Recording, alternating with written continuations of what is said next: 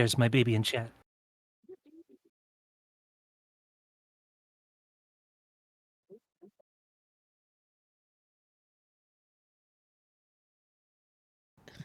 My mic was set up for the ASMR stream still.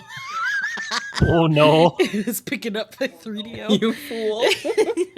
Yeah, hello everyone. Welcome in to session 4 of the Eternal Arcadia, Skies of Arcadia themed Dungeons and Dragons campaign. We have am not baby. You are baby. Welcome, baby.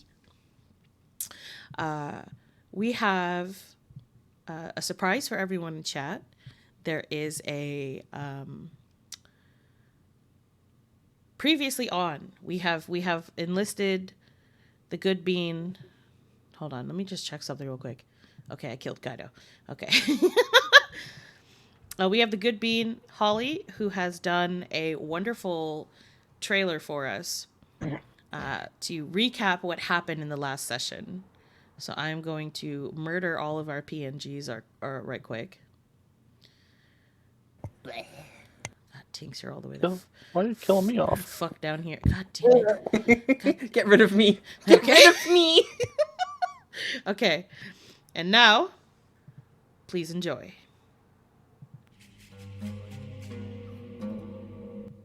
So, should I throw you overboard now, or do you have an explanation?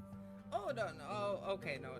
There's no need for I don't know about you gentlemen, but that sounds like the ship is moving. We can deal with I'll ask her name later. Drop her here. Let's go. Guess you're coming with us. So you decided to stick with me? I kind of just spun in a circle, and whichever my finger landed on, I kind of just followed one of y'all. As the guild caretaker calls out, a small little door opens at the bottom of the bookshelf on the far wall. Out steps a little red individual. He looks up at you, a small pair of round spectacles in his eyes as he looks between you and Kaido. Hello? Don't take this one. Shut up. Why are you even What? here? What you mean take? Hi, Glove. Don't worry about this nasty little rat band behind me. Hi. My name's Arya. It's so nice to meet you finally. I'm an acquaintance. Well, a dear friend, I should say, of your brother, Borf. Your Majesty. I know why you're here. My little friend told me ahead of time. I want something. In exchange, you want something. If we're going to make this arrangement work, you're going to do me a favor. You're going to go here, and you are going to get me something. I believe it is something of worth, and it is the only thing that I will trade my little red friend for. You bring this to me, you leave my city with my cartographer. You do not bring this to me, you leave my city. Sounds like an easy deal.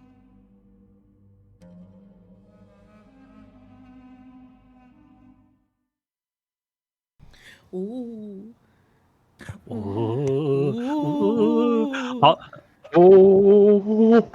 Bringing everyone back. Holly spelled Glump's name wrong. Holly, there were a lot of listen, this was a rush project. There were a lot of grammatical errors, but next one they did will a be good job. They did a good job considering they were sleep deprived and under a time crunch. I can't believe how Holly is fucking an Midwestern I absolute- sounded at the beginning. Holly is an absolute being, and we adore them. We adore them. Sleep deprived. Hi, French. French. Holly made you taller. I was gonna say mood, and then you said French, and I was like, I can't relate anymore. I noticed Holly made you taller. Listen, you're a very small man. You personally got taller. Listen, you're a very small man.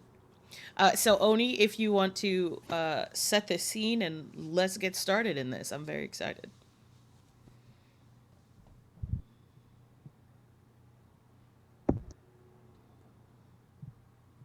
The sun Maybe not. rises. Dawn breaks on a new day as each of you wake. You find yourselves in the dust-barren city of Hanuren. The accommodations weren't exactly the most comfortable, but the reason you're here isn't exactly comfortable either. As each of you wakes, you are directed by the camp's You were directed by the camp's head engineers and their jailers. You were given provisions, you were given gold, and you were given a map to the layout of the spire to the north, protruding over the city, casting its deep shadow. They tell you that the gates have been cleared for you, and you are free to enter whenever you are ready. How much gold? You have each been provided a stipend of 25 gold to spend at the various merchants here in Honoren to prepare yourselves. Ooh, nice. Nice you. What's hey math man, what's 94 plus 25? It'd be 124. Thank you, bud. Wait, no. Oh, No, hold on. It's 119. 119. Thank you, sir. Thank you, Math Man. Thank you, math man. Oh, thank God I got a flat number of gold already. That's easy to add to. Uh, What was the okay? But what was the number already? I've already forgotten what the number 25. was, though. Okay, 25. Thank you. Shamali takes the map. And what's the availability for shops here? Is it pretty much anything we can think of, or is there specifics? There is a single merchant that sells healing items, a blacksmith whose forge looks like it's in complete disrepair, and one merchant on the far end of town who specializes in imported and magic goods.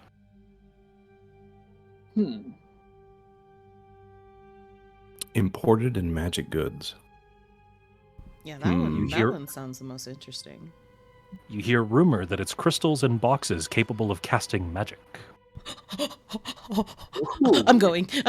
I gotta get me a fucking Cristalli box. Give me a magic box. I'm gonna follow. I'll follow behind. Something might be interesting there. Yeah, we'll follow. So the party makes their way towards the far end of the town, where you see an oriental-looking man clad in robes carrying a large backpack filled to the brim with odds, ends, knickknacks, doodads, and various other goods. I know this man. He grins up at the party, wringing his hands together. I see you have come for my wares. What would you like to buy? He pulls out a large mat from his backpack.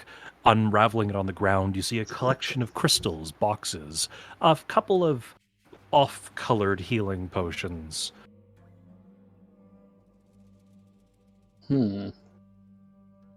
I would like to look at the boxes. What type of magic boxes does he have? So you can see that they are clearly labeled. He sells a Silenus box, Cristalli boxes, Sacri boxes, and a single Pyri box. I would like to purchase the Cristalli boxes. How many are they and how They much? He has 10 Cristalli boxes, and they are 15 gold apiece. I will take 2. Okay. What's 119 minus 30, math man? 89. Thank you, sir. How do I add these to my inventory, or are you gonna add them? I'll add them. Okay, cool. What was that? Because these aren't on the drag and drop. I have to physically give them to you. Okay. I believe you said something that sounded similar to like a silence box. That was a silent. Apologies. A Silenus box. Silenus. That was the one. I think I'll take that if I may. All right. He has 2 Silenus boxes, and they are 40 gold apiece. I'll just take the one. So this guy's it's essentially like what spell scrolls, but box form. So boxes provide you with 3 uses of the spell before they break. Okay. What else does he have, or is that it? So Was he it has damage? he has a couple more Cristalli boxes, 1 more Silenus box, Sacri boxes, and 1 Pyri box. How much is the Pyri box? The Pyri box is 15 gold. I'll buy it. The only thing I heard was Cristallu because that's the only thing my brain registered because I have that cantrip. It's a really good magic, especially because we're under the red moon. So it would be ice. I feel like that shit would hit like a truck. Like in the game, like I would always stack those boxes before going into red dungeons. So you have Sacred Box. Stacker boxes are 25 gold apiece. I will drop 25 gold for one.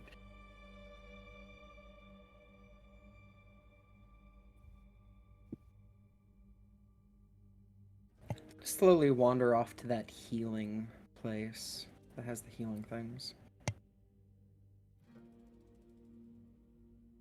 So as Tinks wanders off, making her way over to the alchemist, you see a dwarf. A dwarven woman hunched over a small pot, all that she's been provided, cooking up whatever she can in terms of healing potions with limited ingredients. Her brow is covered in sweat. It seems like they work her to the bone. Her wrists mounted in chains. Oh, I was gonna make a joke, but I don't think that'd be in good taste anymore.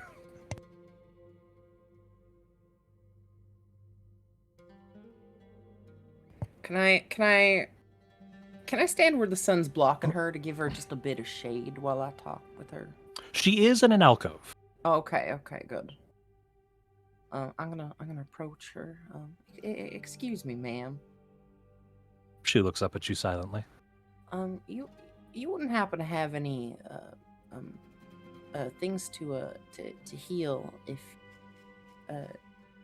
in stock? She kind of just nods over to a blanket to her left, which is covered in vials of various sizes.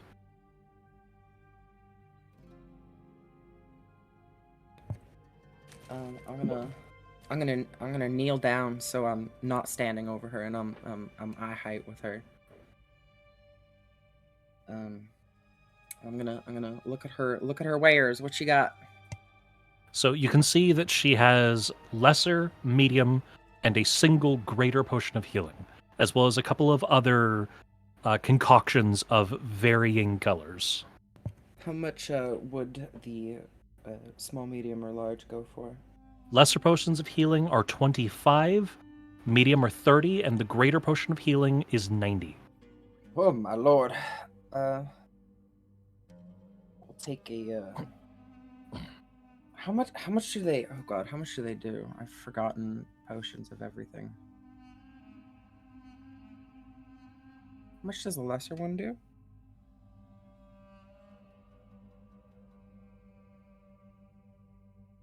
Oni?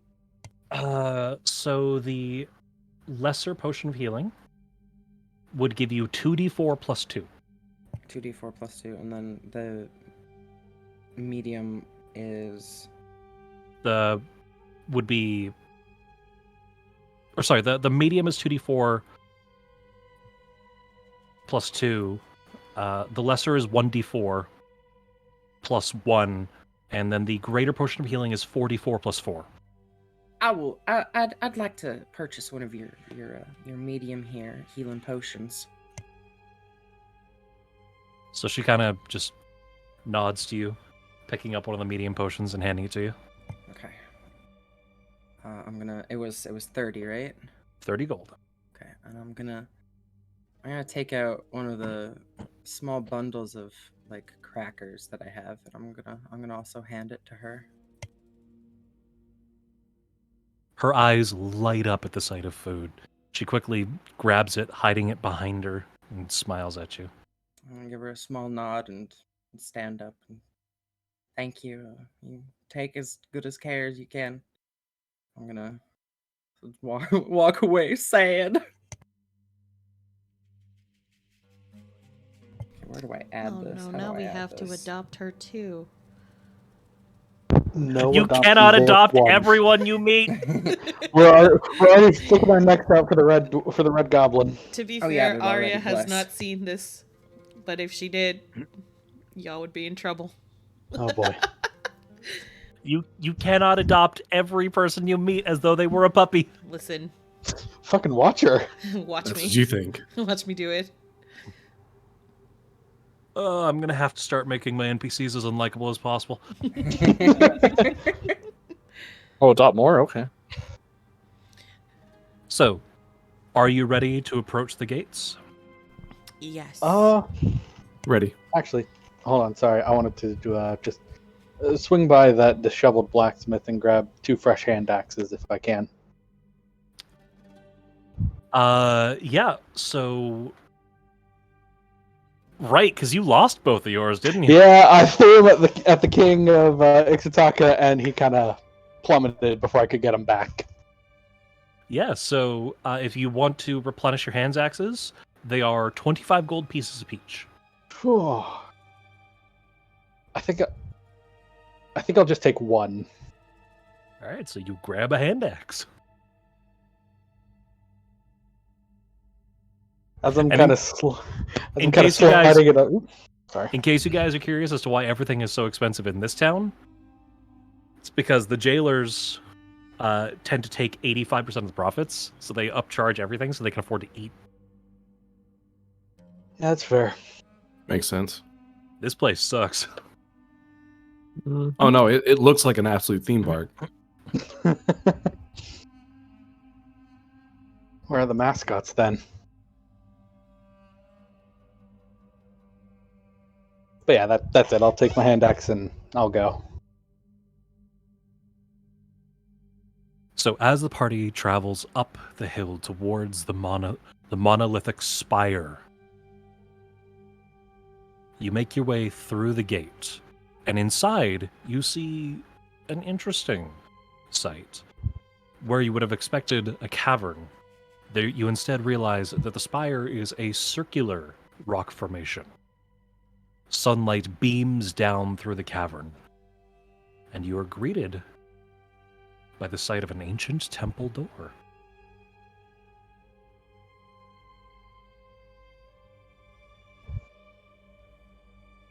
Come on, Foundry. Show me that door. I love it. It's stuck on 98% for me. Oh, there it goes. Ooh. God, the fact that you're moving things for this is so good. Ooh, I love that. I went above and beyond for you fuckers. It's much appreciated. It's so good.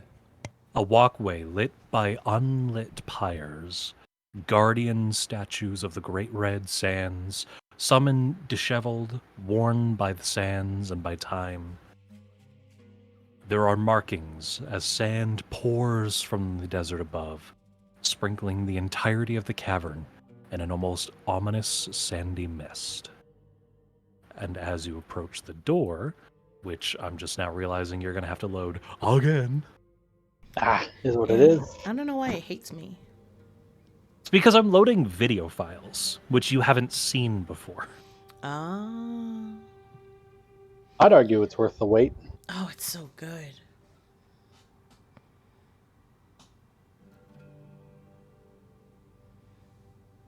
So as you approach the door, 2 pyres have been lit. You don't remember the foreman telling you that anybody had been in here. So it seems as though these fires are lit by the almost ethereal magic of the red moon. Inside, you can see the shadowy opening towards a single room, filling the whole of the ancient structure.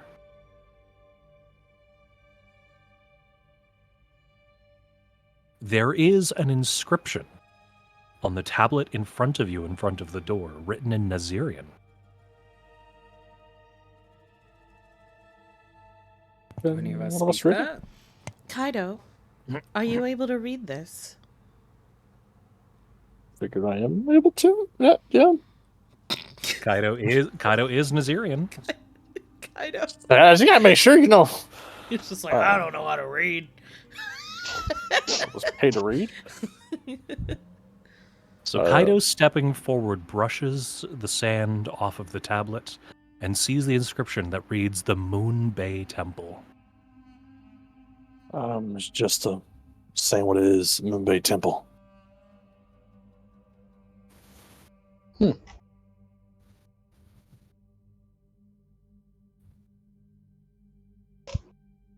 I don't like being here longer than I have to be. I've got a funny question. Did we actually find out from the Queen before we left what it was that we were here to get? Nope. Nope. Nope. Nope. So it's just That's we'll know it when we probably see it fine. situation, huh? I'm assuming so. God. Because everyone also- seems to be pretty sure that we're supposed to be here. We arrived and are being pointed directly at this. So everyone else knows what's going on except for us. Yeah, it makes me think what's waiting for us inside. It's gonna be bad. It's gonna It's suck. gonna be bad. I'm very It's gonna be excited. really bad. I'm excited for how bad it's gonna suck. The last time we had to do this, it ended in regicide. So Yeah, but I don't think we're gonna Oh. regicide that queen. God, I hope not. She looks like she'd wreck our shop. I don't know. Kaido's a stout, well put together man. Kind of like He I can seems ready take for her that. in the bedroom. Kaido is as tall as her knees. Yeah, Kaido gets close up to her knee. easy to kick. Oh no. Once You again, climb that bitch. getting kicked in the chest. I'm ready to go in. And Yeah. here's the thing. You probably don't want to piss her off. Because, remember, her nickname is the Snake Queen. And you never found out why. I'm immune to poison. I'm ready for that. Let's fucking go. I have a high AC. I'm ready to go. So does the party enter the temple? Yep. Yes. Yeah. Yep. Yeah. Ready. Let's go and approaching carefully. So, stepping inside the door, you cough. Each of you kind of cough, waving your hand, brushing off eons of dust before you are greeted by the sight of a single room, light pouring in from a hole in the ceiling, pillars surrounding the room with inscriptions and art, and in the center of the room there is one mechanism powered by a moonstone beam. Oh. Being or beam? Beam. Beam. I also have Does an it look alternate like look. Is it lining up with something, or does it need to line up with something, or? As you can Already see by is. this version, the beam is currently powering a mechanism in the middle of the room. Okay. Wonder what happens if that beam's disturbed. I wonder too. Kaido, why don't you go interrupt the beam and see what happens? Use that big I've- shield of yours. I've lived here long enough not to touch stuff like that. Is there any other, like, what the beam's pointing to? Is there any other of those, like, kind of orbs in the room? Nope. Hmm. There's the singular orb, which are any of you getting close enough to look at the mechanism? Not yet. I'll get close enough. Sure. I'm approaching a bit more. Not So afraid of moonstones. So it's a good thing I moved to the second visual then. As you approach the mechanism, you can see in the center of the orb is a crystal. What looks like a temporal crystal. The beam is currently keeping the temporal crystal wrapped in a moonbeam energy.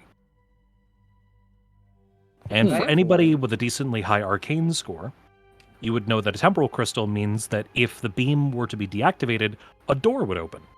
Okay, yeah, I was about to ask, did I learn anything about that in school? But I'm just gonna. Yes, you would have.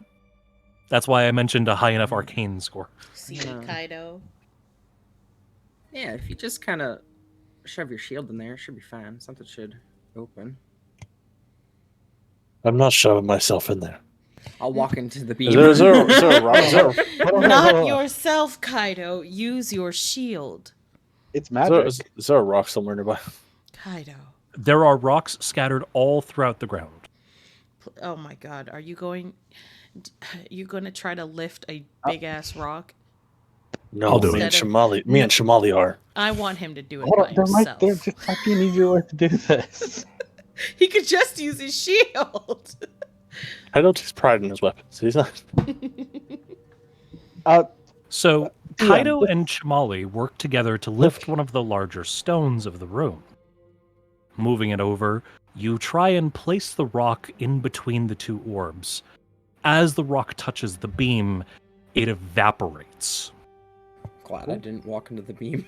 Well, sorry. See? Huh. I mean, you've proven that this magical beam can destroy matter. Why don't you use your magical shield? It's not magical. I could have sworn you got a magic shield. Oh no, you did. You did just pick the regular guy's shield. DM, odd question. This is just pure magic, isn't it? Who knows? Can I arcane roll to see if this is actually pure magic or not? Go ahead. Okay. Roll me an Arcana check. Let's go! Shit! He's so smart! Hold on. Oh, no, we you saw what fucked the happened the last time campaign! this happened. Oh no! That's the thing that happened What's last. it with Kaido and rolling nat 20s as the The first very roll first for the roll. session? Hey. First roll of every session causes the next 10 rolls to go south. Oh, I don't know. We God. did okay. We did okay last session. Nobody died. Yeah. So, Kaido, having dealt with this type of technology before in Nazir, would know that this is not purely magical in nature. The beams connecting to the two orbs are powered by the monolith on the far end of the room, a mixture of old Nazir technology. It is powered by a mechanized golem of sorts. So basically, The golem being kept dormant by the activity of the beam. Oh, we're gonna have to fight that if we disturb it. I was just saying, if I turn off this beam, the golem will be pissed. Probably. Yeah. Makes sense. I could take a look at the golem, see if there's anything to keep it deactivated. I guess me and Tinks will go look at the golem. So as you move to make your way around the golem, you see in front of the golem, evenly spaced between the mechanism and the golem, is a small pillar of stone, atop which there's an inscription and a singular moonstone button. I read the description.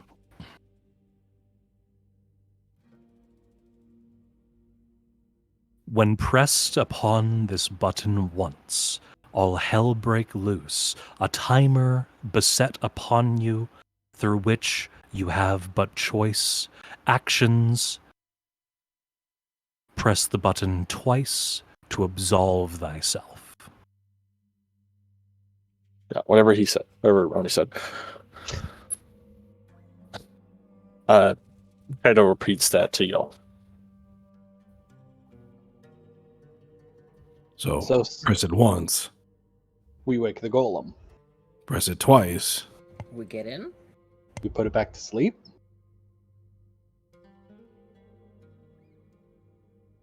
Does it say anything about pressing it 3 times? No. I think that just goes back to pushing Xander, it once again. Xander, remind me, your passive perception's like 20-something, right? Passive perception, yeah, 21. My God! So, as y'all are trying to figure out the mechanism, Xander's eye is caught by something. He looks up, and at the top of the room, you see what looks like an inscription in the stone. Aha. Ancient runes that appear to be a clock. The clock is placed directly above the button. This is a reaction. Maybe- Anybody who wants to figure this out can now roll me a perception check. Ooh, okay. Alright. Perception. Roll one. Normal.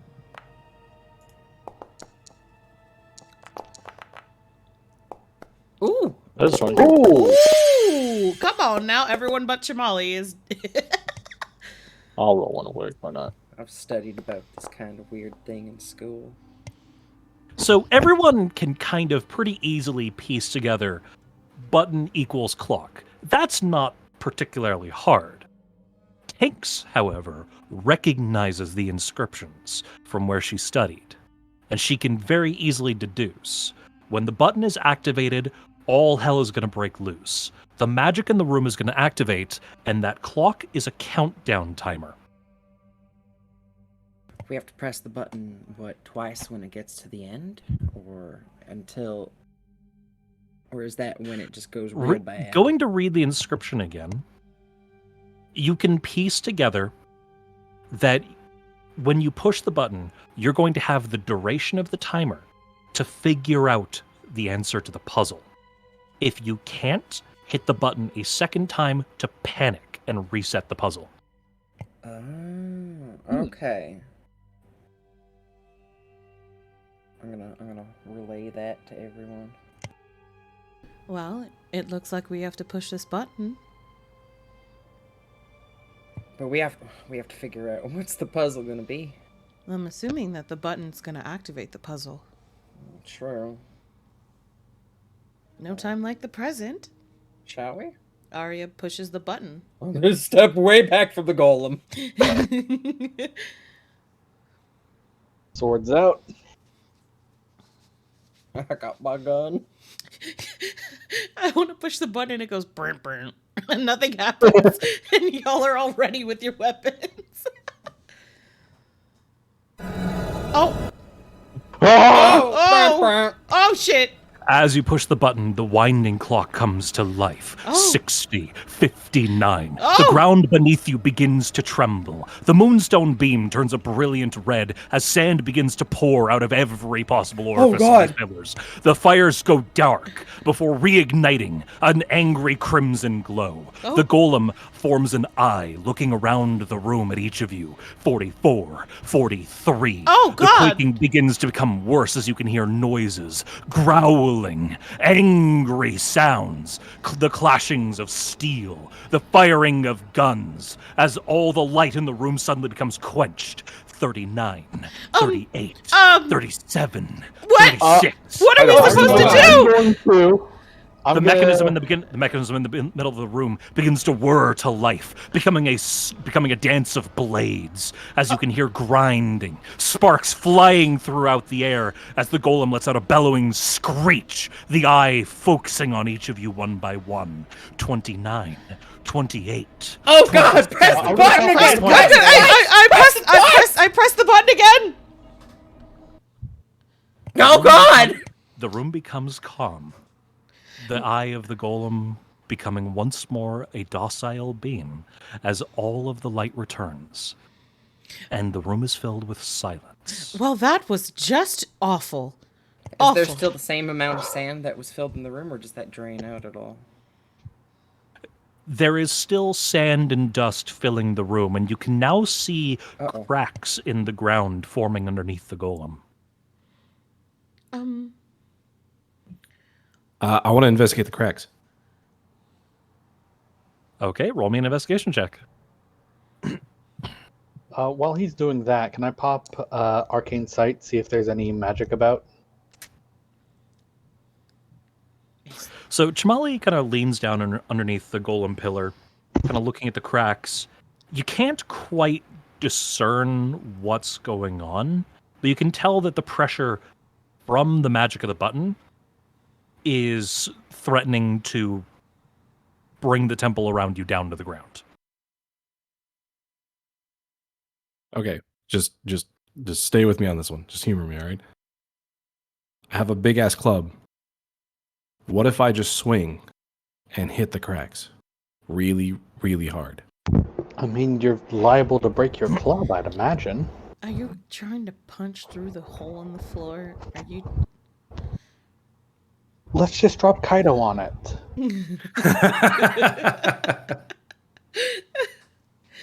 I mean, do you want to whack the ground?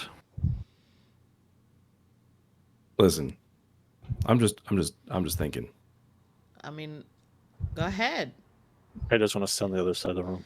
Go ahead. Whack the ground. Whack the ground's pee-pee. All right, so Chamali pulls out the leg, Papa's leg, brings it up over his head, and swings down with every amount of force he can possibly muster to hit Roll the me a- cracks under the golem. Roll me a strength check.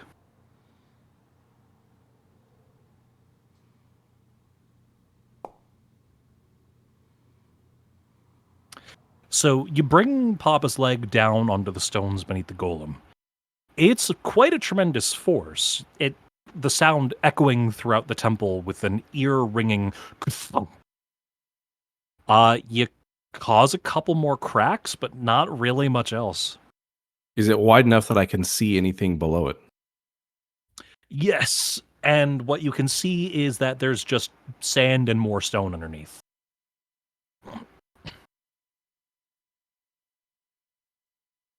Hmm.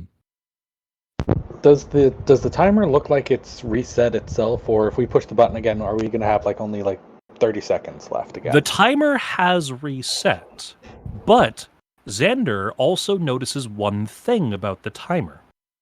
Oh. Is it lesson every time?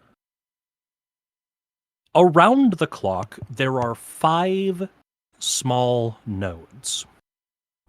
At the beginning, they were unlit like the rest of the clock. Now one of them is lit with an angry red glow. Oh no. We only have 4 Huh. more times to figure it out.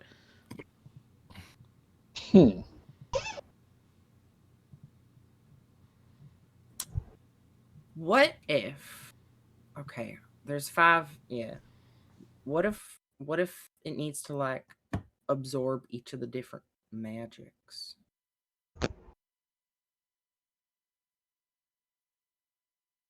I mean, I can cast a spell at it. Try to charge it with yellow. Yeah.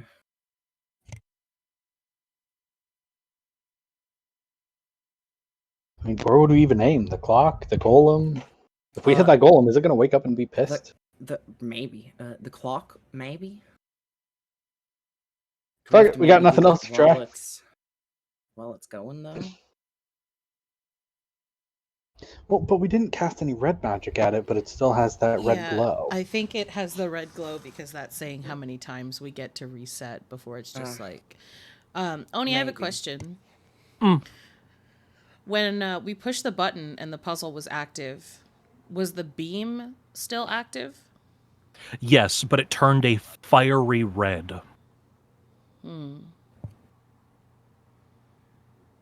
What if we shoot it into the monolith there, the spells,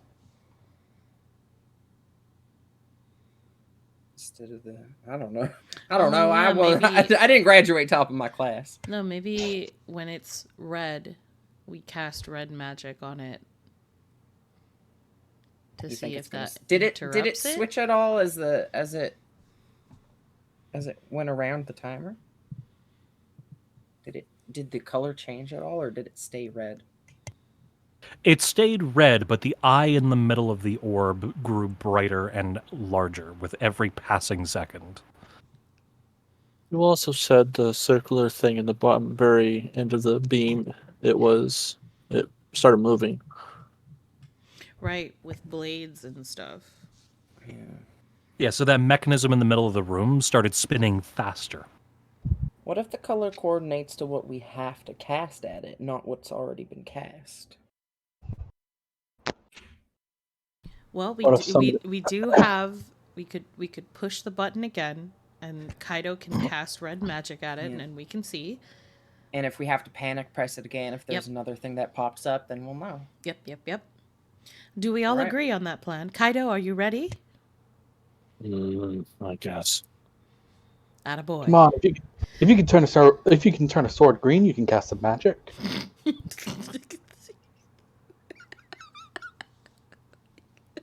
That is some right shit logic right there. You're never gonna let him live that down. Oh, never. Okay. Kaido, are you in place? Are you ready to shoot magic at it? Sure. Okay, Arya presses the button. The room once again fills with noise, the clanking and clinging of metal, the screeching, the Shoots sound. Pyra at the eye. The clock begins to turn. 59, 58. Shoot Pyra at the eye. So you're casting Pyre at the eye? Mm-hmm. So channeling the power of the red moon, you cast a ball of fire, flying through the air. As it approaches the eye, a moonstone circle forms, and the fireball bounces back at you. Oh! Oh! Well, you're shooting it at the eye. You could try shooting it at the mechanism next. Shoot The the fire- mechanism. Yeah. The fire Okay. collides with the ground, and you hear the golem let out an angry screech as the room begins to shake violently. 44, 43, Shoot the mechanism. 42. So firing at the mechanism, the fire surges through the air. As it hits the mechanism, it collides off the metal, dissipating into the air. You can hear an angry screech as the golem begins to shake, turning rapidly. Wasn't it? 28, 27, Press the button. 26, 25. Any other I got- ideas? Oh, I got a God, demo let me try degree. shooting Four. The oh god, what is this called? What is this fucking called? With an angry cry, you see that the gem in the middle of the golem disappears, and all that is left is a fiery red eye staring at Oh. each of you with untold hate. Okay. The room is filled with a powerful aura of gravity. Okay. Pressure beginning to buckle at your knees. 14. I hit the button. Press the 13, button. I hit the 12. button. I hit the button. Button. Jesus. The room once again fills with silence. You said when I shot the fire at the eye, it formed something. It formed a circle. It can deflect magic. Okay. Great. Turning your attention to the ceiling, you see that the second pip has lit up in red. Yeah, I have a feeling Alright. that's our try. That's our Well- tries. Okay, so shooting magic at it didn't work. We have to somehow. on. Oh. I have an idea. Is it hit it really Are hard? you going to hit it really hard again? Shamali pulls his crossbow from his back. I'm going to hit it really hard. Oh boy. Cook. All right. Let him cook.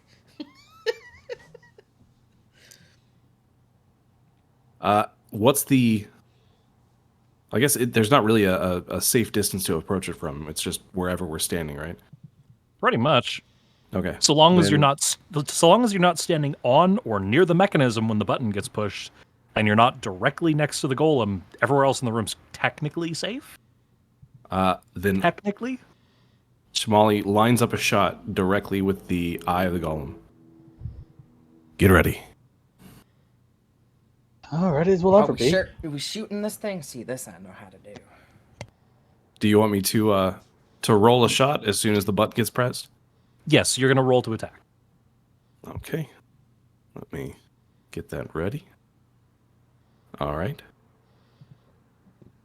I'm gonna watch his form while he's aiming. Should I roll damage or just roll an attack? You would roll to attack, Okay. but if the plugin is still broken, you click damage so we could see the roll. Yeah. Before you have a chance to push the button, though, Xander notices something off about the clock. Oh. 21 passing perception never fails. Between the first and second pips, a chunk of the clock has grayed out. Oh, we do have less time. Ah, crap baskets. So, if this doesn't work, we may just be eating our time here. Fair You have warning on another that. idea. I have a really dumb one that I'd rather not do.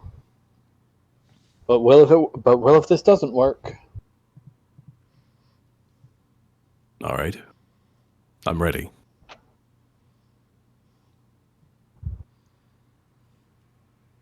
That's it. Push the button. Oni, before you press the button now, Kaido's going to be looking around the room to see if anything changes when this happens.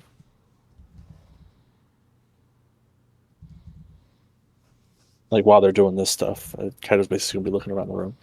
Mm-hmm. Do you push the button? Arya, push the button.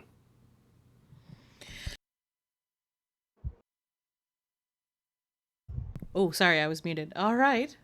And I push it. The room once again fills with a bright red light as pressure begins to build. 50, 49, 48, 47. Kaido notices that the pillars begin turning. The light once again goes out as the torches begin that fiery red. Chamali lines up a shot with the eye, and the arrow would go wide. But as it begins to approach the eye, the arrow disintegrates in the air, crumbling into a fiery ash. You see that the eye begins to once again form as it locks onto Arya.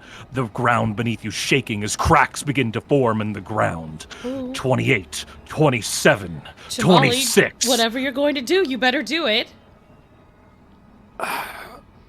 The whirring of the mechanism becomes louder. You can hear a metallic screech, like that of the cry of a machine, like that of the cry of a war machine. The ground begins to quake even more as all the torches go out completely, the eye beginning to train itself on each of you. Press the button. 14, Press the button. 13, 12. Do what you're going to do, 11. Chamali! He shot and missed. It Oh, disintegrated. It disintegrated? Oh, I'm so sorry. I didn't know I Yeah. missed that. Oh, I hit the button. Also, I just All got right. rated. We got raided. When yeah, hello Raiders, welcome in. Hello. Yeah, hello, We're just all stressing. We're Hello. stressing really bad at this puzzle. Oops. So, me watching the pillars. Oh. Sorry, I was I wanted to open up their I was gonna open up their Twitch, but it changed my window. The five of you look up to the ceiling to see that the third pip has activated, and another section of the clock has grayed out. Uh-oh. Can I So make what a is- history Alright, check? uh, Oh, sorry, you go. Just a couple quick clarifying questions. From the way it's shown in the image on screen here, the beam is coming from the golem at the end of the room to the mechanism in the middle, right? Just I making thought there sure. was a golem and then like a monolith and then the mechanism. The monolith is the golem. Oh! Well, I've been thinking of this all wrong. Then. You know, the monolith is the golem. And beams connecting from monolith to center mechanism. Mm-hmm. And it looks like there's enough space in that center mechanism for somebody to fit into, right? God, no. When the button is pressed, that thing begins to whir and spin like knives. If you try to go near the middle of if you try to go near the mechanism when the button is pushed, you'll be chopped to bits. I mean, it looks like it can only spin a set number of ways. Trying to go with that 13 ghost logic. Hey, did say- somebody got the reference for the mechanism. Let's go. Yeah, let's go, 13 Oh. Ghosts. I like the moment you said that it was like blades whirling, I was like, oh. It's the fucking I love that movie, so I had to reference it somehow. Are we supposed to jump into that? I don't God, no. No, Okay. well, I was I mean, you thinking, can try, but you're gonna have to roll an acrobatics check. I You was said thinking if the beam moves whenever the button is pushed, there's only one thing active on it at a time. There'd have to be just about a split second of timing where neither is active. Oh no, the One boom. beam doesn't break. No. Oh. I asked that. So the beam is on it at all times. An eye opens up, and the eye is what is beaming around the room, looking at everything. Yeah, so Apologies, my the bad. moon beam does not break, but the eye of the golem awakens every time you push the button. okay. So you said the pillars were moving. Yes. So Kaido would have noticed, since you were training your eyes on them, the pillars around the room began to spin in segments, kind of like the whirring of gears. But the four pillars directly closest to the mechanism all turned inwards, and you could see the indentation of what looked like eyes and a mouth on each of the four pillars. Oh. Can I mess with the pillars? I mean, Can I move sure. them myself? You can go ahead and try. I'm going to try to move a pillar. Roll a strength check.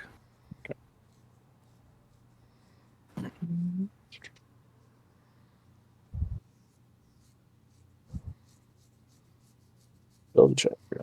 No. Oh, So no. Kaido spits in his hand, rubbing them together. He braces his feet at one of the pillars, wrapping his arms around it. He digs his hand in, and the whole party watches as he goes,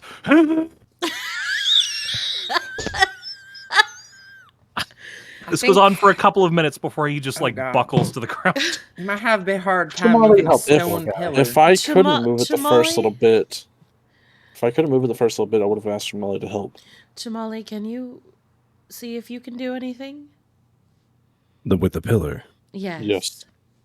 Maybe he could assist. He could help you. Yeah. Chamali walks over and adjacent to Kaido, grabs hold of the pillar. On 3.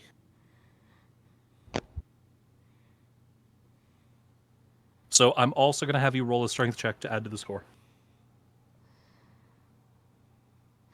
Oh. Oh no. Oh, it was So- almost a 14. Fuck. The two of you brace, and grunting with effort, you manage to spin the pillar about an inch. So it So it is does moving. spin. I would like to try something. Okay. So there's symbols on the pillars There are. of what? 2 eyes and a mouth? Yes. So only 3 pillars have symbols, or? The 4 pillars closest to the mechanism. Mm-hmm. It's 2 eyes and 2 mouths? For They all every have pillar, mouths. it's 2 eyes and a mouth. Oh, I'm trying to visualize it in my head. So it's like like you can turn them to change the symbol, or is it like tier? When the button is pressed, the pillars all rotate to face the mechanism. Eyes or mouth? The faces turn inwards. Oh, so it's a face. Okay. Oh, I think we're all picturing this differently. Yeah, I'm trying to picture what it looks like because you said I'm eyes picturing and like mouth. a Skyrim rotating the pictures to match the things. Yes. Kind of thing. Yeah. That's what I'm thinking. But it's like, is it an eyeball? Is it 2 eyes and a mouth? Is it a whole face? Is it an eye, mouth? Is it like, what is it? Admittedly, I'm just imagining it as the face of Recommend, the Red Gigas. Oh God, the stupid boy? Yes. Is it the stupid boy, Oni? I'm surprised you didn't pick up the 4 heads with empty indents for faces. Oh fuck. Oh fuck. Oh fuck. I think I have an idea of what the Snake Queen's wanting now. So we You seem mighty concerned. Arya wouldn't know this, but I do, IRL. No, this is all out of character stuff. Holy shit, we're in the temple of a Oh, literal no. god beast, and if it wakes up, it will eviscerate us. Like, Oh no. I was gonna say for Chamali to shoot one of the faces, but that's not gonna do nothing. Great idea. Nope. Now, keep in mind,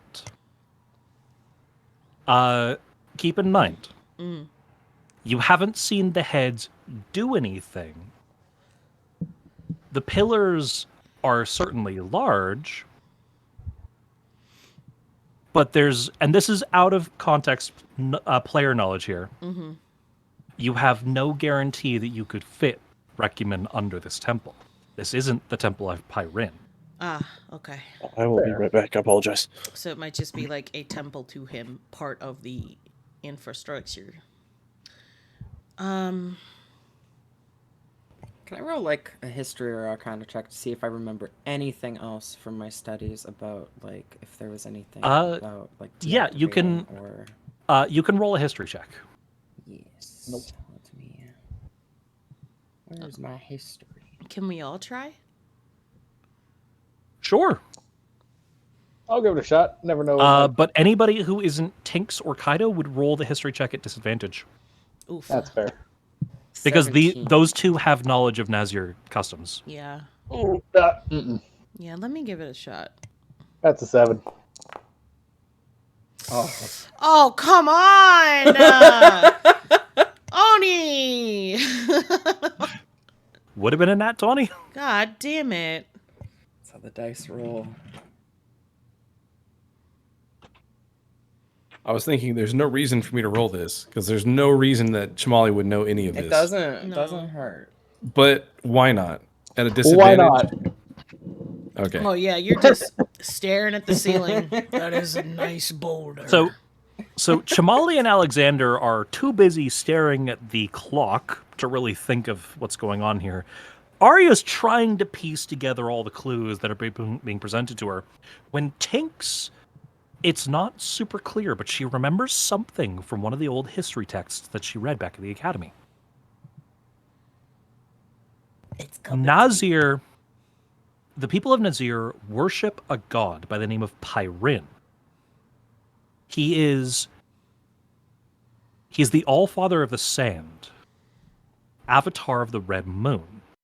There's a temple to him in the northern part of the desert, way away from where you are right now, where there are statues erected in front of the temple that look just like these pillars.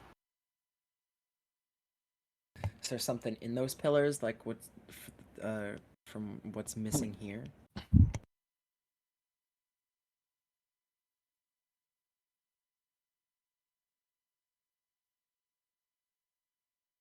Hmm.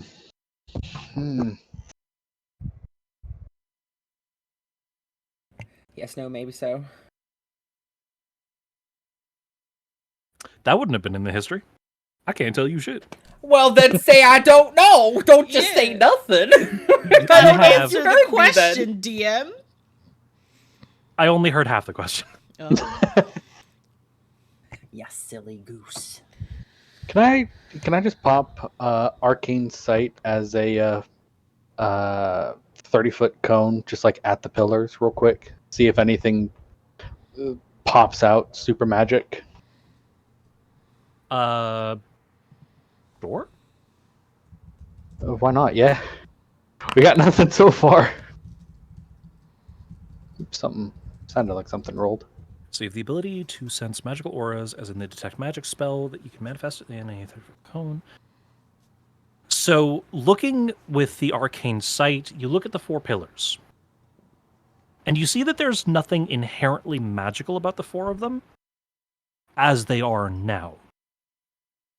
But as you walk around each of them, you see that the faces themselves are magic. Hmm. Do we And have I to guess- light the faces with I am, fire? I am brain Would I be farting able- so hard. Would I be able to tell what school of magic, if that would still apply under the detect Red. magic? All of this capability? is red magic. Oh, very red. Okay, that's fair.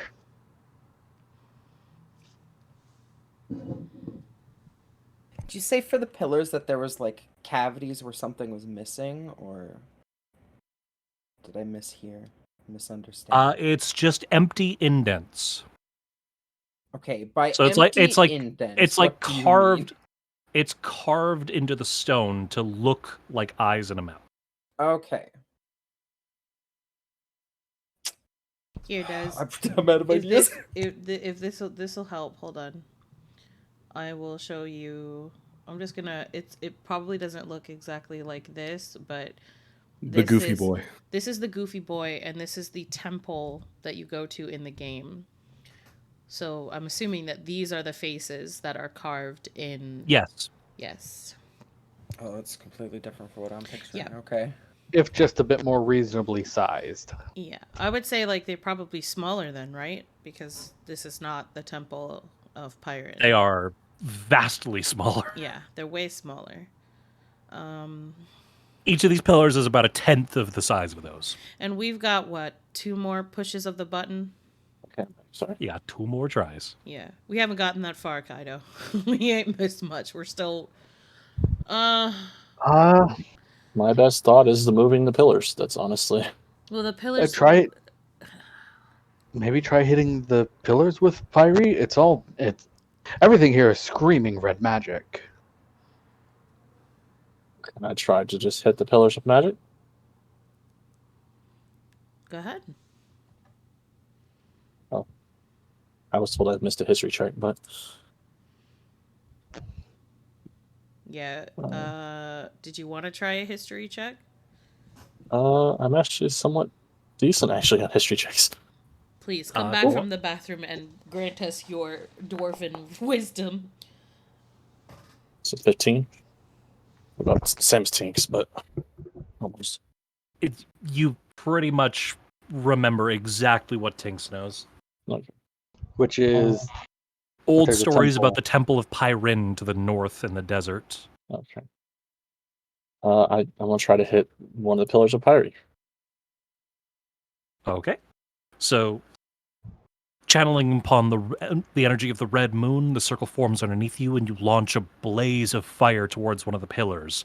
It strikes the pillar and kind of just... No. So the pillar did move. It's just we bad rolls on strength. Maybe we need to hit it with red magic while the button is active. Possibly. Yeah. I don't think How many doing tries have we anything left? when it's not going. is We gonna only do Two? have anything. 2 tries left, and that's the only idea we've come up with. I'm fine with using a try to try it.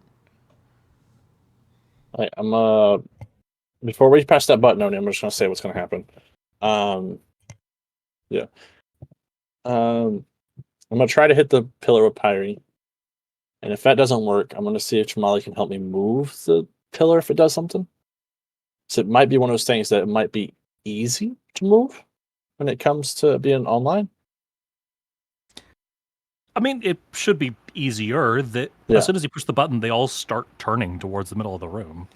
Yeah. So, Jamali, you okay with that? Yeah, I'm ready. Okay. We're gonna try so we can just do it while we're not yelling at each other when we're sitting there putting time. And if everything fails on that, as soon as we do those two, we're gonna press the button, right? Yes, I will hit the button. Okay. That is the plan, Odie. So we're not all yelling at each other when we're stressing out. Time going down. Whenever Okay. you're ready, Ari.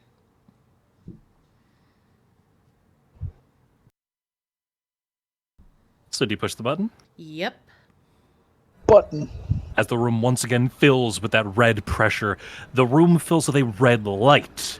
As the pillars each begin to move, the eye opens with a blistering fire. The ground beneath you begins to shake.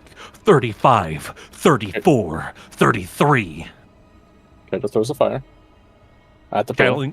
Channeling the red energy, you fire at the pillar, and it still lands against the pillar and dissipates. Hey, But Jamali, the pillar that you launched at begins to turn. I start firing at each one of them. 28, 27. The fire doesn't cause any of the other pillars to turn any faster. But within the next few seconds, the first pillar stops as the face stops in the middle of the room, facing directly into the mechanism in the middle. The eyes and the mouth begin to glow a fiery red as beams of light form from the pillar, landing directly on the mechanism, causing it to spur even faster. 18, 17, 16... 15. The second pillar fills, the face beginning to glow with an angry red as you hear "Meow." I don't think that's good.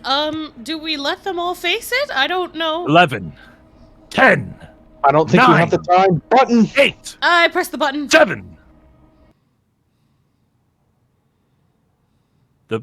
Each of the faces slowly begins to turn back into place. I hate this. This is so I'm stressful. gonna curse and Valowin. Yeah. Just a string of them. The fourth pip has lit up.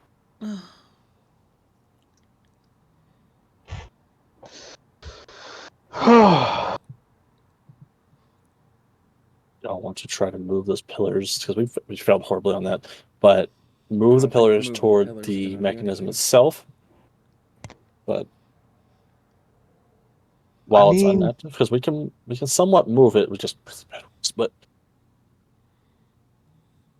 Did the pillars after Kaido and Chamali move that one pillar even an inch? Did it reset back to its original position before we pressed the button, or did it stay how they turned it? It stayed, but it returned after you pushed the button. Okay. Maybe we should just move the pillars. I think that's gonna activate whatever's gonna destroy this room. Well, it's going to activate whether we press the button or not. I'm fine with trying to move the pillars again. Because Let's just that was the first time that pillars have done that in the time we've done. So if the 5 of you are all going to try and move the pillars together, you can all roll me strength checks at advantage and add the total together. Okie dokie. All right. All right. You said strength check at advantage. Mm-hmm. Nope. I got nerd noodle arms. Just Tanks is the strongest one. Got it. Oh my god, I got Almost. a 21. 21. Arya and Xander are dainty little things. Is there a way to like? We're Dexy. Well, no. I waited until there were no more dice on the board, but it still ended up hitting dice and stopping my roll. I mean, I'll let you reroll that if you want. Okay.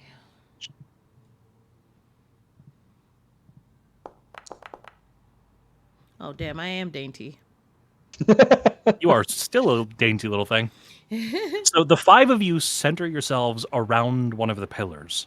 Grunting an effort, the 5 of you together manage to spin the pillar. It takes probably about 10-15 minutes of constant effort, but by the end of it, you've managed to get the face to face the mechanism directly. Did anything happen? Nothing happens. I have a clarifying question. When you said we pressed the button, it reset. Do you mean when we first pressed the button, it reset, or when we press it a second time, it reset? When the puzzle is turned off, the pillar reset back to its original position. Okay. Did we want to try moving the other ones? 1 down, 3 to go. Yeah. Okay. And if- Might as well. Rule of force. Are you Just gonna make wanna us re-roll for each one, or just use the same one? I will make you re-roll for each one. Fantastic. It was a tiring effort just to do the first. Okay. Or Still at advantage. okay, so you said in the first one.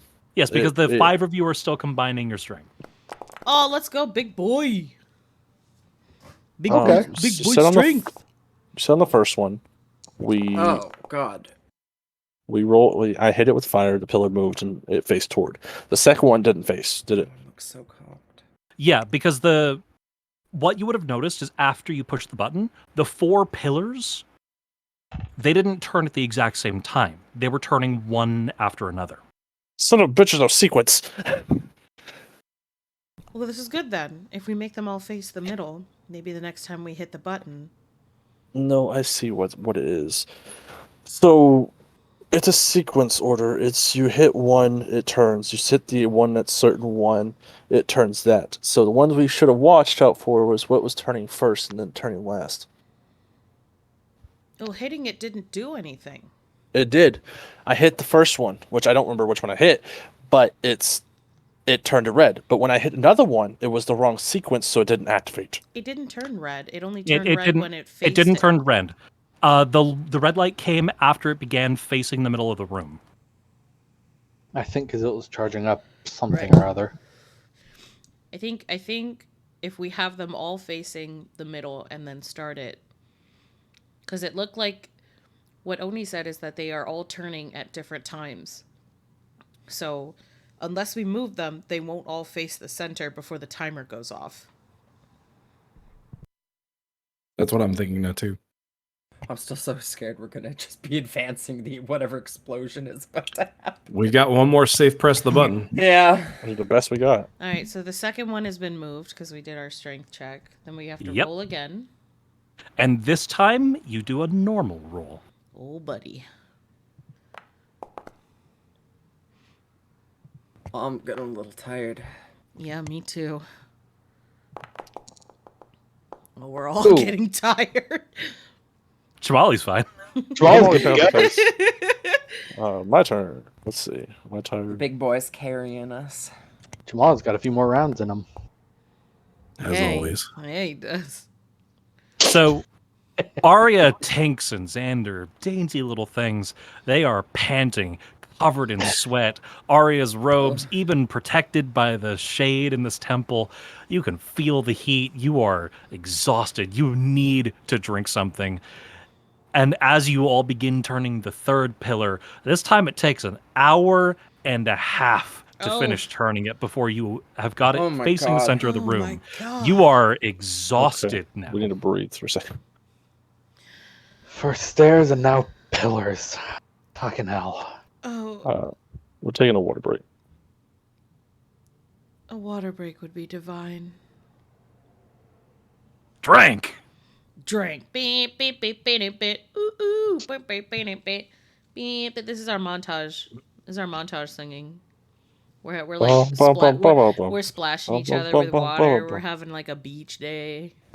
And you know what?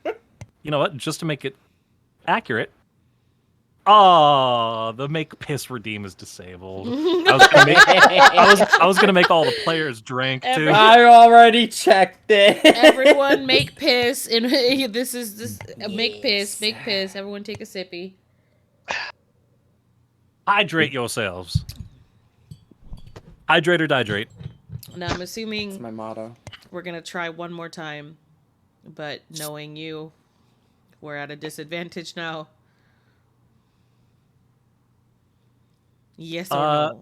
That all depends. How long are you guys planning to take a break? What time of day was it when we went inside? It would have been just past 10 a.m. So we've been at this for Like 2 it would hours. be 4.5 hours. Oh my God!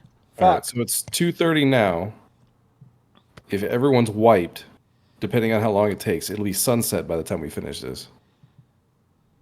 You take a Yeah, short but if we're rest. in a temple, that sounds not gonna matter. That's also not taking into account if there's anything monstrous and murdery further on in. Tinks, I'm going to have you roll me an arcane check super quick. All right, just normal. Yeah.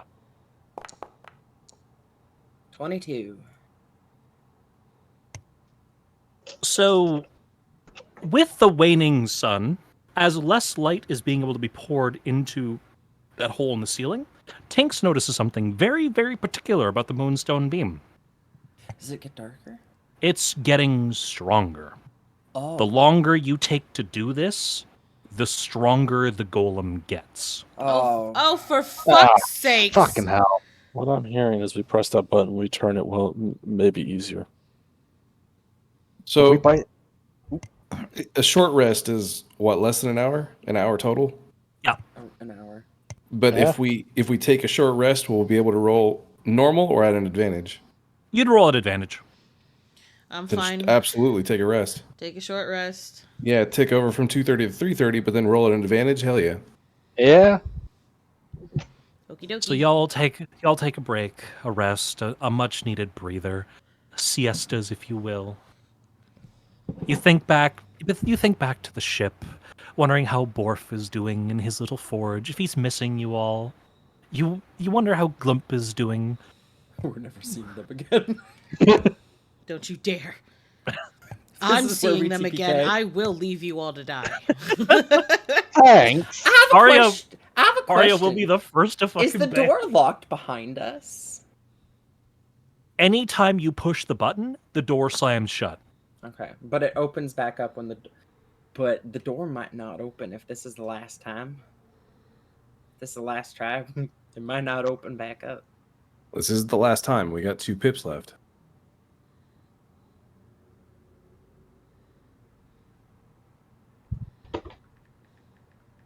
Uh-oh.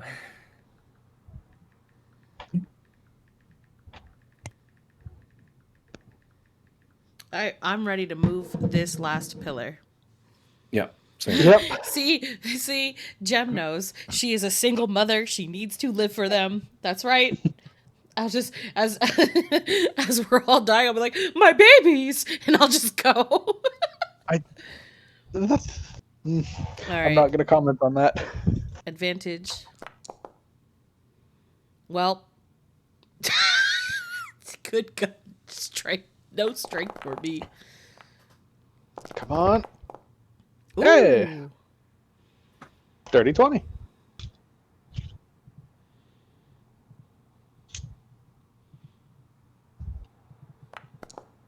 Oh, wait, one more. You goober. Please, one more. Hey! All right, so the four of you lock your arms around the last pillar. You pull with all of your efforts, and after a solid about 35 minutes, you manage to face the last face towards the middle of the room. Watch it, Saul's just gonna go back to the soot place. So it's gonna end badly. I don't think they're supposed to be Okay. facing the middle. Kaido's gonna speak up of, if they move back to the original positions, all four of us need to start trying to move these two back to the area. Should we? All right. All right. And if that, how much time have we left? We have like 20 seconds on this last one. It's either we all shoot. I mean, yeah, it's like the best we can do is probably turn this around to probably fight it. I don't know. We'll see. We'll see. Everyone's Kaido tell you stay near opposite pillar. I'll stay near a pillar. I'll stand near a pillar. Kaido stay near a pillar. I'll say Arya. I'm on Tink the- stay near I'm on the stay next to each other. I'm on the button. Yeah, then Tinks gets a pillar. Yeah. Bro, muster up that strength, Tinks. So, out of context here, Mm-hmm. I had been trying to get a soundbite of Recumen for this puzzle today, and I couldn't. No. So when I did the wow, I was trying to That's- just that- yeah. have you imagine it. That's his. It goes meow, and then he I know then the he one. shoots a laser. Here, I have an image of the eyes lit up on Recumen, and he's a little goofy guy. Check him out though. He's a little goober. He said, "Wow, He's a little dude. I'm gonna burn you alive." The canonically toughest Gygus of all of the nations, Yep. because he's the Yeah. only one you actually can't kill. You cannot kill him. You don't kill him. He's unkillable. You can try to game break it, and your game will just crash. Entire systems have bricked trying to kill this dude. All right, so are you ready to push the last button? Oh, I'm so stressed. All right, everyone. Are we ready? And Well, ready as I'll ever be. Yeah. Ready. okay, I push the button. As you push the button, the red light begins to fill the room. Each of the faces lights up with a brilliant red. You hear once again that angry cry as the noise gets louder. As the four eyes all train themselves on the mechanism, it begins to whir out of control. 22, 21. The button shatters. Oh no.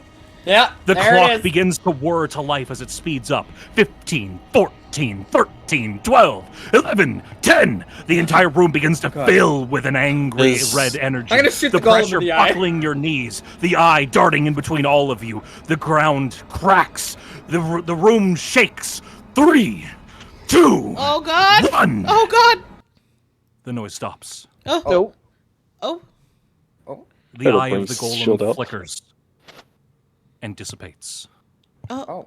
The Wait, golem what? gently sets itself down to the ground as the Wait, moonstone what? as the moonstone beam breaks. The mechanism finally stops turning as it settles into the ground. I swear to God! The crystal gently lowers itself to the ground as a door opens. It's a. It, Did we just have to outwait? we just had to wait. You're awful, awful. I told you it was one of the most evil puzzles in D&D. You have got to That be was so kidding stressful. me. You have got to be kidding me. You did actually solve the puzzle, though. The faces needed to be... The faces all needed to face the middle of the room. They wouldn't have all turned in time. What force to the option? Let's go! Nice thinking there, short man. Oh my God. So if you hadn't turned... Nice thinking there. I was the one that said to turn the faces, and then I punched Xander. Well, Yeah, if you I'm hadn't stressed, I don't turned... remember. If you hadn't turned all the pillars, the golem wakes up, and it's a boss fight. Oh, fun. Oh, but Alright, you know what? good. We don't get experience for Tix not is killing just the covered boss. in sweat. Yeah, I'm also very sweaty. We better get experience for that regardless. Get out of here. So how'd you enjoy the puzzle? Hated it. Ready to move I'm on so to the bad next at room. puzzles. Hated it. I'll have to steal that. I'm ready to move to the next room. So, where the crystal gently sets itself on the ground, a magic circle forms. A pillar of light begins to surge up through the ceiling, through where the clock now was, replaced by a magic circle. It's a gateway up. Oh, I miss the jungle. Do you step inside the lift? I'll jump in.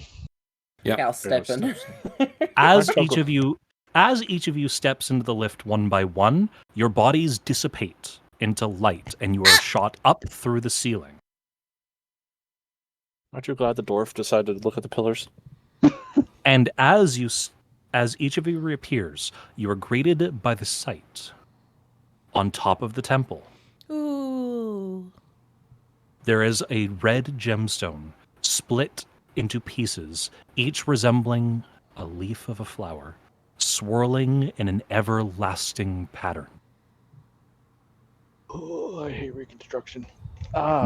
Nazareans and anybody who had studied them would recognize this as the red moon heart, a Oh, powerful, pure moonstone gem.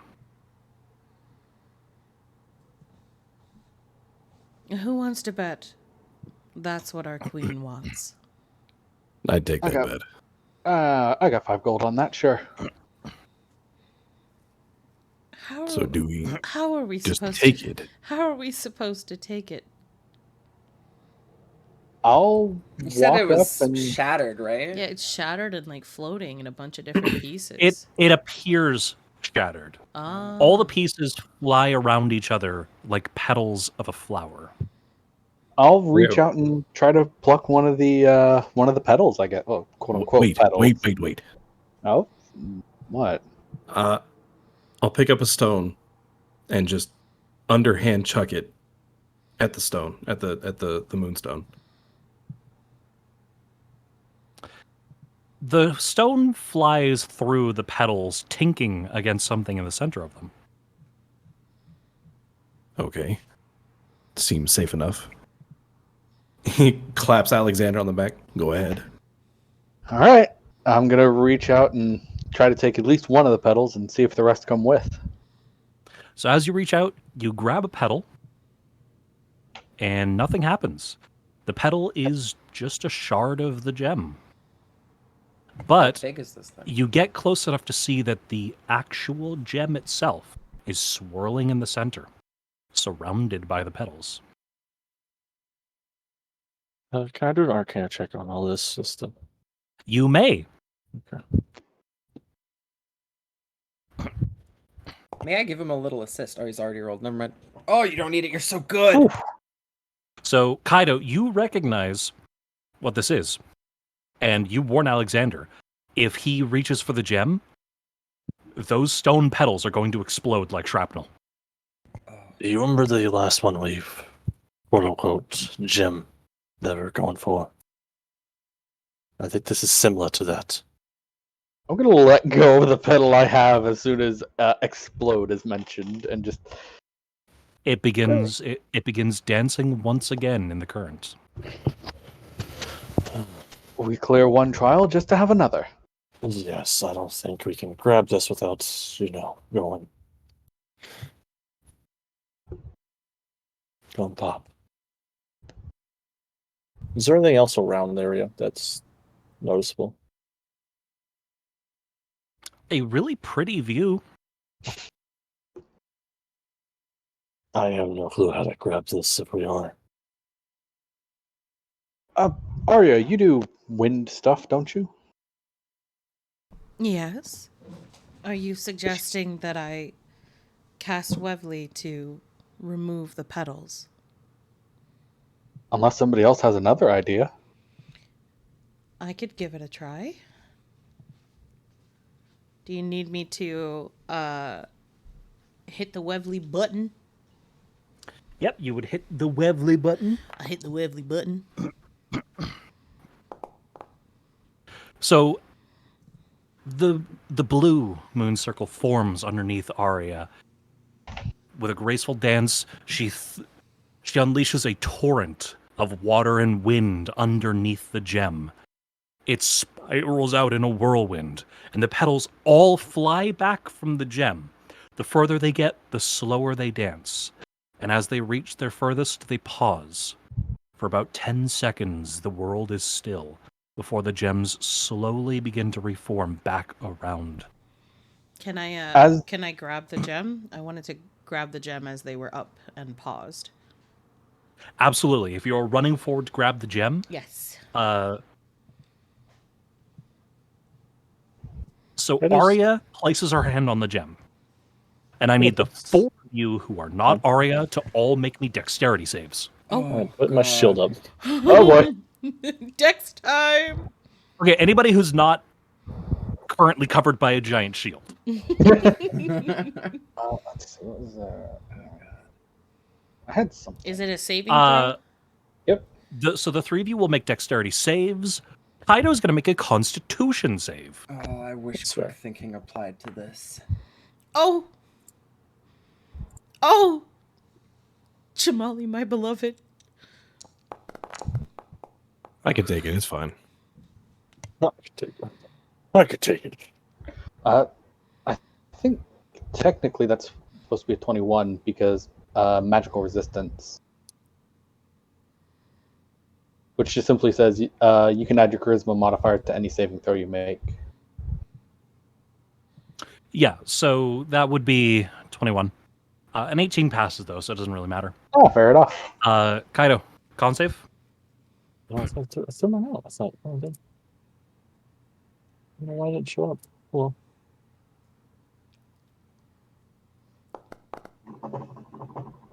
Oh no! It says no! Oh no. So, I as don't know. Arya, Oh no. time seems to crawl slow to a crawl as Arya places her hand upon the gem. Nothing happens, but after a few seconds, the petals begin to whir in an angry dance. You can hear once again the whirring of that ancient mechanism. Wow! I'm so bad with that fucking sound effect. Before the petals all stop in the air and explode outward. Oh, Alexander God, and Tinks manage to jump out of the way. Jamali, being a giant imposing figure, can't quite duck out of the way as the petals nick and slice at his skin in every direction. He braces himself with his arms, but he still takes a decent hit from the rocks.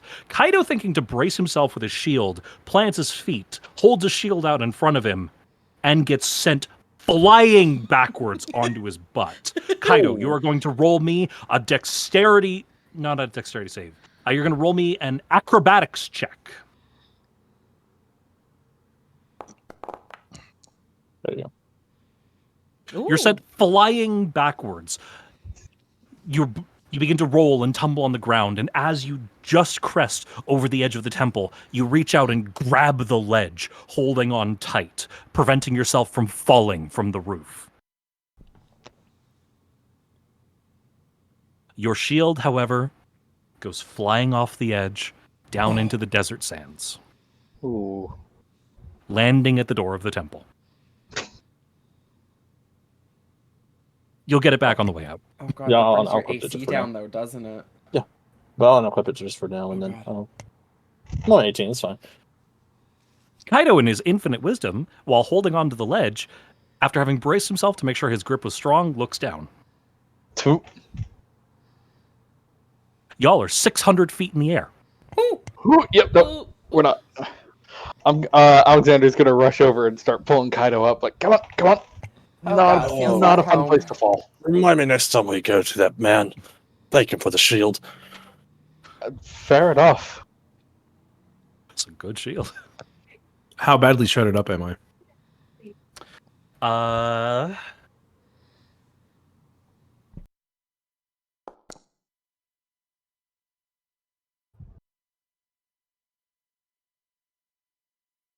Not bad. It's a couple of nicks and scrapes. Because you braced yourself and protected your face, at most it's a bit of bleeding, but nothing like vital got hit. I'd say you took about 6 points of damage.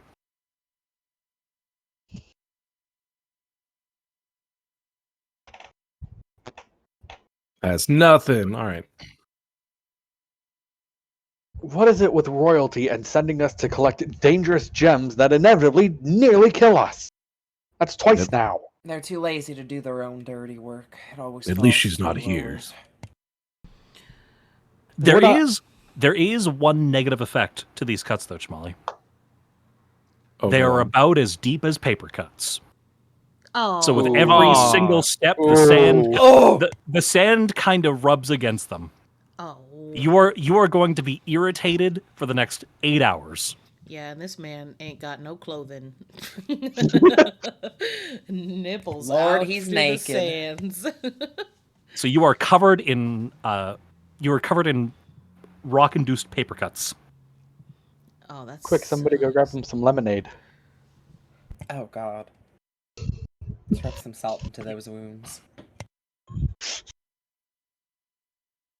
Suddenly, a little man appears and throws a bag of salt on Kaido. Or a bag of salt on Chamali. Fuck, I ruined my own joke. So as you pull Kill the Kaido little back, man. as you pull Kaido back up onto the ledge, Arya is now holding the gem in her hands, or attempting to. This moonstone crystal is the size of Kaido. Surprisingly light. It is surprisingly light, but it is still enough that she has both her arms wrapped around it. Oh, I keep imagining everything. I too thought it was very small. Yeah. A little help here. Yeah. Hey, you got this one, big man. Over. Chamali, if you would. He hefts it up Chamali- on one shoulder. Yeah, so Chamali reaches down, hefting it up onto one shoulder. Again, it is surprisingly light. He's so big. He's so strong. I like to Like- imagine it's a situation where he didn't wait for her to let go before he started picking it up and just started taking her with it. Oh, bless. Thank A small you. breeze blows a wall of sand against Chamali's cuts. Yeah. Ooh. Well, mission accomplished, team, and no one died. I don't know. Day's not over yet. Why would Or you knock say on the that? wood on my gun. Why would you say that? Do we This is me speaking out of context. You never say that. How close is how close is Alexander to the edge still? How close is Alexander to the edge? He was Yeah, just he- helping Kaido up. oh, How God. close is he right now? He just pulled Kaido up, so he's at the edge. Oh, the temptation to push him over after he said that is real. I would not blame you in the slightest if it helps. I could totally see Chamali just deadlifting him by the scruff of the neck and being like, "Do you want to be next?" while still holding this big ass rock. No. Pin. This is Xander we're talking about. Spartan kick him. Oh, absolutely. Well, if he Spartan kicked him, he'd die. So... Are we all ready to head back? I guess. Like, we don't have any other. Ooh, I mean, actually, I guess. How do we get down? are all the petals like exploded? Like they're all gone now? Yeah. Oh, I wanted to take some home. Is there any dust? Like petal dust? There is petal dust, and a couple of the petals have embedded themselves in the stones around you. Ooh, can And I? me. Can I? Can I? Hey, yo. Sorry, you said that. My brain got horny. Can you? Can I take a couple petals with me? Roll a survival check to see how much you can salvage. Okie dokie. I'm gonna help her get some. I'm gonna pluck the one I see. I don't need any fucking help Hey, from yo. you. Yeah. So Arya Arya's expertise in gathering ingredients kind of comes into play here. She's able to pretty effortlessly gather up all of the dust from around the center of the pillar, and she manages to grab 16 of the petals that didn't go flying wildly off the edge. Wonderful. Oh. How do I add those to my inventory, or will you do that? I will do that. Blessed. Is the portal still active? Can we use that to get back down? Yes. Okay, good. Jamali's already leaving. Look, if we get down there and we see the Snake Queen, I don't know, somebody owes me like 5 gold. What are you gonna do? Try to kiss her? No. Oh, right, that was You just- Kaido. Kind of gets down to the elevator. Yeah, I go to the elevator. Teleporter. Yep. Teleporter. Skip on over to the teleporter. Regenerize Each my of you- atoms. So here's the question. Yeah.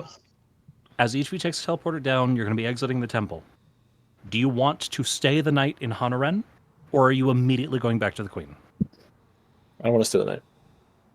Oh, that's right. Kaido still wants to do work. We should Right. leave immediately. I also Why would we think stay we here? should leave. Once we get the gem back to the Queen, we don't have to leave Nasir immediately. We can come back here. Although I wouldn't want to keep her waiting on this any longer than we have to. If You know, anyone sees I'm us genuinely carrying curious. this, we're gonna get stolen from.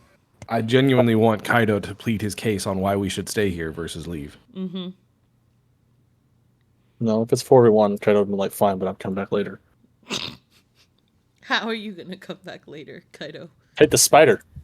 When the one you don't like, you have to ride back. Are you just gonna? So you're gonna force us to wait for you? We should just leave him. 150 gold a day tells much. I want upgrades to the ship one day. He raises a fair I mean, point. I don't mind coming back. I just this No, is a I'm real fair big thing. going We to can't drop really off the hide gem. this gem. Y'all can drop off the gym. I'm going with y'all, but then come. I want to go back one day and come back and work for a few days. Okay. Yeah. That's Actually, fair. Let's go. Shamali, May I give some player wisdom here? fine. Yes. The Queen promised Arya Glump as a reward. The rest of you have not negotiated. It's true. Y'all didn't get a chance to negotiate what you wanted from her. Because she just kind of left. So if anything, Kaido, you could just ask for gold. Yeah, money's still money. This man. True. I've got a feeling it's about more than just the gold, you know?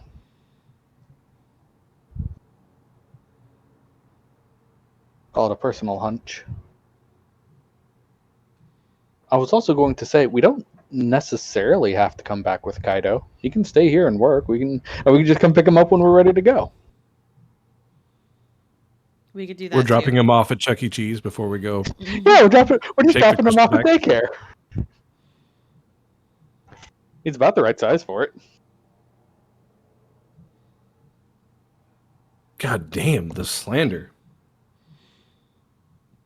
What do Alec you- slander. What do you want to do, Kaido? Do you want to stay here and work and we'll come pick you up after? Or do you want to come with us to negotiate something with the Queen? Let me work 2 days' time and I'll come back. Okay, we will come get you in 2 days' time. Shall we? I am picking up my shield again. Let's. Don't have too much fun without us. I figured there's shards stuck in my shield now. There are If I did several. it- Yeah. How did that shield break? You said we were what, 600 feet up? It's a damn good shield. It's also sand. Yeah. It doesn't matter. You hit water falling from high enough, it's gonna hit like concrete. Yeah, but we're basically meat water balloons, a solid piece of metal, even with wood included. Dropping that high At terminal velocity, it's not going to do a whole lot. It'll hit sand and just drive itself into the ground. Maybe. True. I was thinking it was a lot less flexible, easier to break. I read chat. Kaido, 3 hours later. Mom, come pick me up. I threw up. Come pick me up, I threw up. All right, So, so we're Tony, leaving is that- Kaido. He's working. Let's go drop this big ass gem off to the queen. To the spiders. To the spider. Kaido chooses to stay back. The four of you. I'm sorry. The four of you hop on your accommodated travels, and you're brought back to the desert ruins, where you board your ship, making your way back to Nazrad.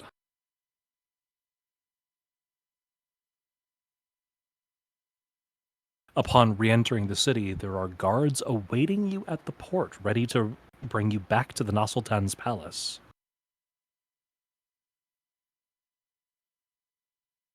No hesitation. Immediately go with the guards. Same. I'm weary about it, but sure. Weary? I don't know. I've got a big fuck off crystal on my shoulder, and I'm very irritated. I just want to get this over with. He's very itchy. So, you travel up the stairs. Oh god. Everybody roll me a constitution check. Oh god.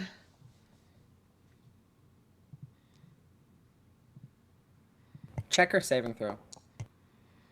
Constitution saving throw. Oh, saving throw? Okay, let me try that again. I did a normal roll.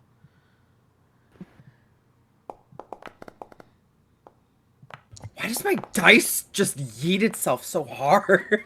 Why is it so aggressive? I'll be right back. No.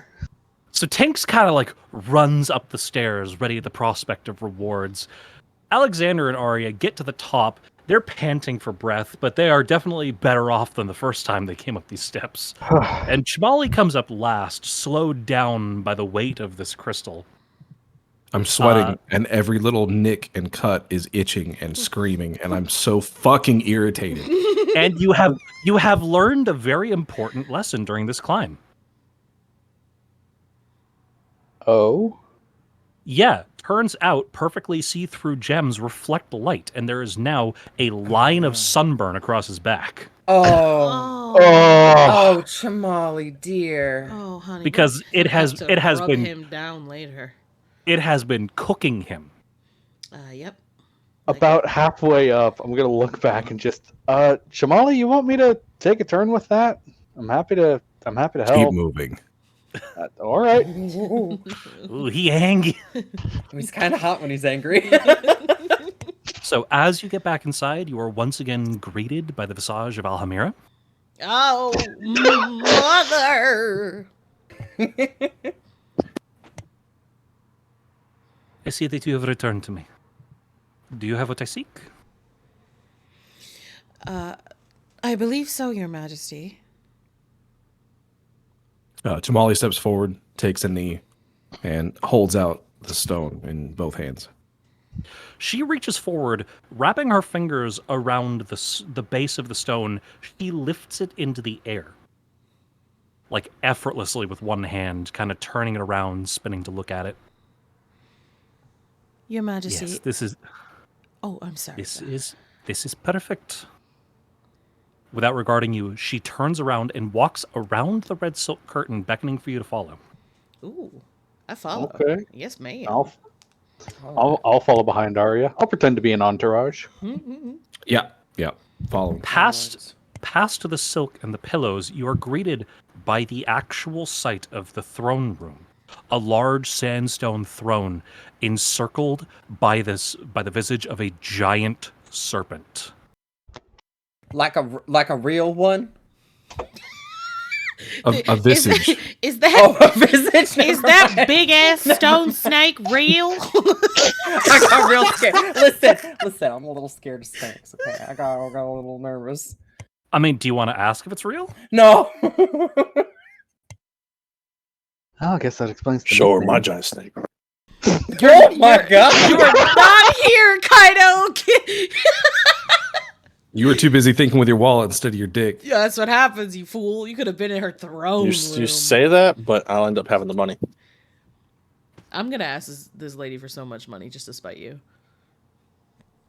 So Alright. as she makes her way across the room, when you actually approach the stairs to the throne, you see that this snake is fucking giant. It wraps itself around the room, and if you had to, Alexander, with your perception, you would guess that it's probably about 200-ish feet long. Oh, good lord. Like, this thing is a world serpent. Cool. As she sits herself down on the throne, still holding the gem with one hand, she leans her chin into her free hand and looks at each of you. Are you missing one? I remember there was a stout one among you. Yes, Your Majesty. He stayed back to do some work. He died.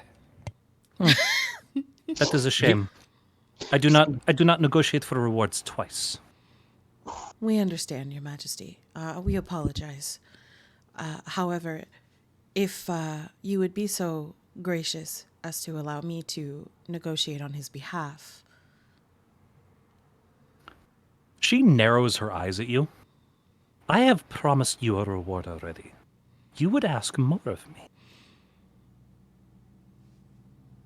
Oh, God. Oh, no. You are free to roll a persuasion check to try and convince her. Yes, I will do this. Persuasion. Okay. Normal? Yes. She is not having it. No. Okay. I apologize for my rudeness.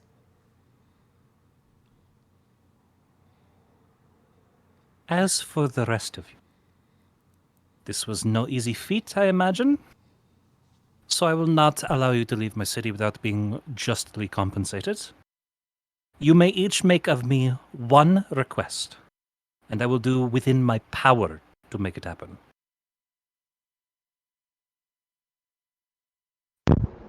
This is entirely out of character. Do you think she'd be mad if we requested it? If we requested she had a night with Kaido? Just personal favorite. She'd kill you. She'd kill you on the spot. She would. She would be. That's why I said this is wholly out of character.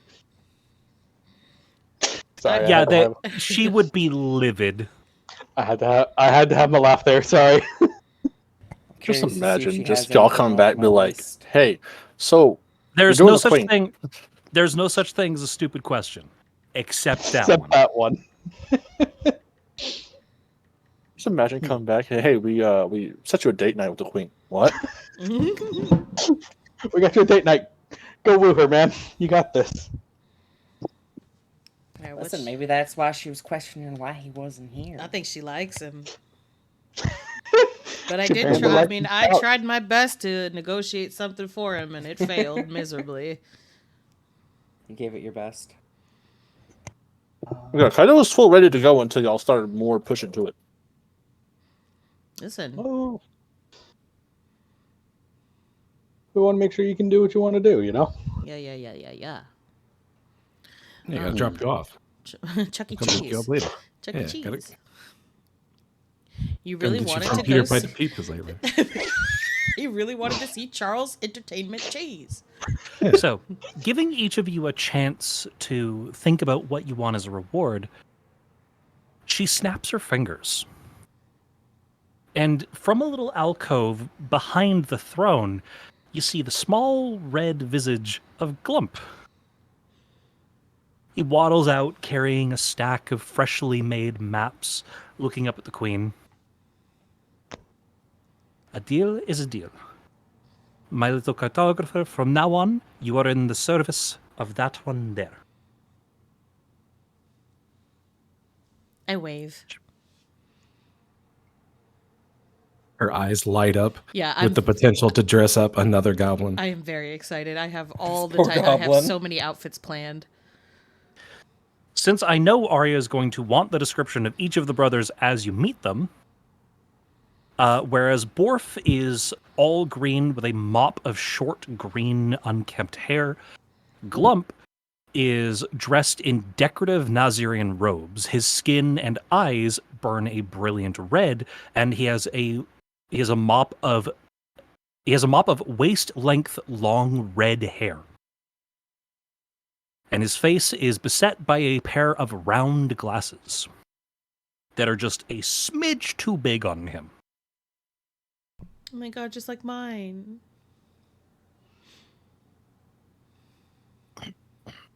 I wave him over excitedly to have him stand next to me. He's a little nervous and shy at first, but he eventually waddles his way over to you. Oh, I know what I want.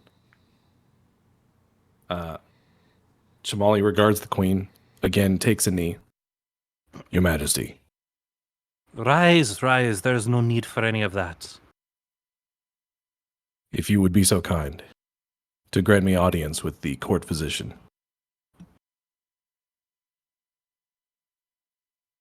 She kind of like raises an eyebrow.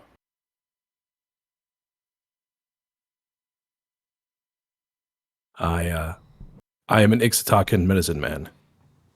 I've left my homeland in search of less traditional remedies. I would greatly enjoy the opportunity to learn from Nazir. I will present you with a day working personally with my personal physician. He is the best medicines in all of Nazir. You will learn much about our ways from him. And considering the, she kind of smirks at you. Less than presentable burn across your back, I think you could use some of our remedies. Molly bends down low in a bow, and his back is riddled with the embedded shards of the leaf stones, like little porcupine spines, the long ass sunburn across his back. Thank you, Your Majesty. She stifles a laugh at this.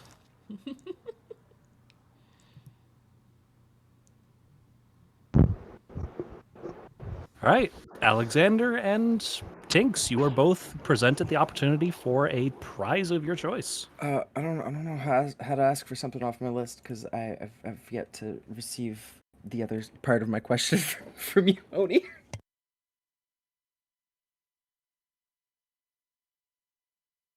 I got something. Alexander will regard with not a full bow like Chamali, but just more like a tilt of the head.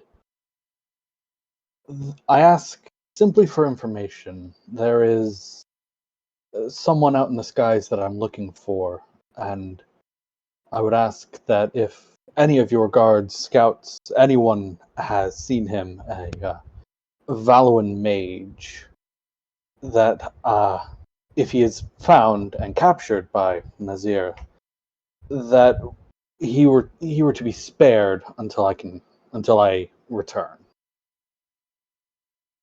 This is a request I cannot grant you within my power. No Valuan mage has set foot in my lands during this war, and even if they did, she kind of like leans forward, narrowing her eyes at you. The penalty for Valuan troops setting foot on my lands is death. Oh, Yeah, fuck him. Fortunately, it appears we have the same wishes for this man, Your Majesty. Though this one, mine stems from admittedly a very selfish reason. I owe no loyalty to Valua above any other nation, but This man has earned my ire, I would argue. Well, then it is within my. It is sadly not within my power to grant you this request.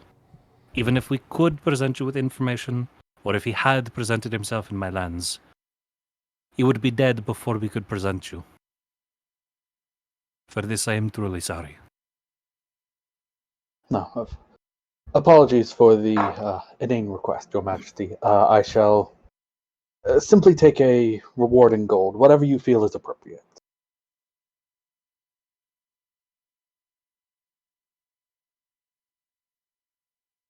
Oof.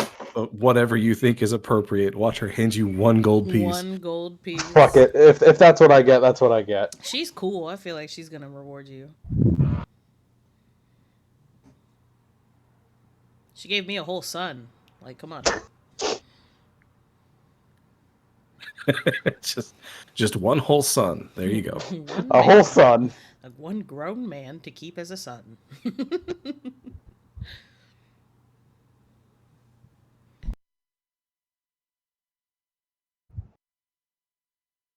Oni, are you thinking about it? Sorry, I had to take my headphones off for a sec. My lovely was asking me a question. What's up? Alexander has requested a reward in gold, whatever she feels fit to reward him with. So, looking at the gem in her hands, she kind of turns it with a smile one more time. For what you have presented me here, she snaps her fingers and one of the guards near the door steps out around the silk. Have a cart of 5,000 gold presented to these travelers' ship. Oh my god. Hachi, fucking Hachi, Machi. Does that go just to Alexander or to all of us? God. That is going to the stock on the ship. Ah, interesting. Because you guys have a storeroom. Nice. At this, again, Alexander will bow. Thank you very much, Your Majesty.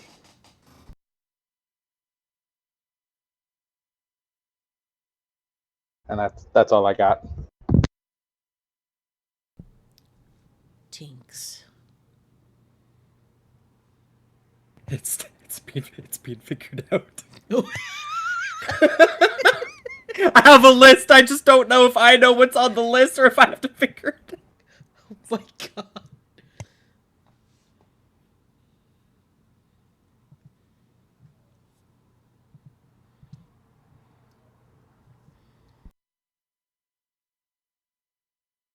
While she's figuring this out, the baby asks for a drink, but her cup's not in here. I think she left it in the bedroom. So I say, well, go find your cup. She's walking out and just has the most distressed sound coming out of her. Like she's looking for her lost kitten. Oh, it's right here. I'll get it. I'll get it. She's got juice. She already finished off the milk again. Yeah.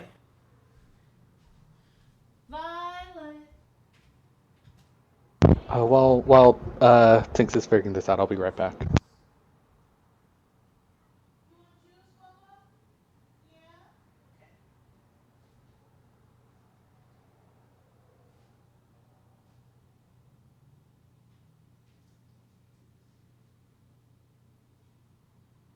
The list has been figured out.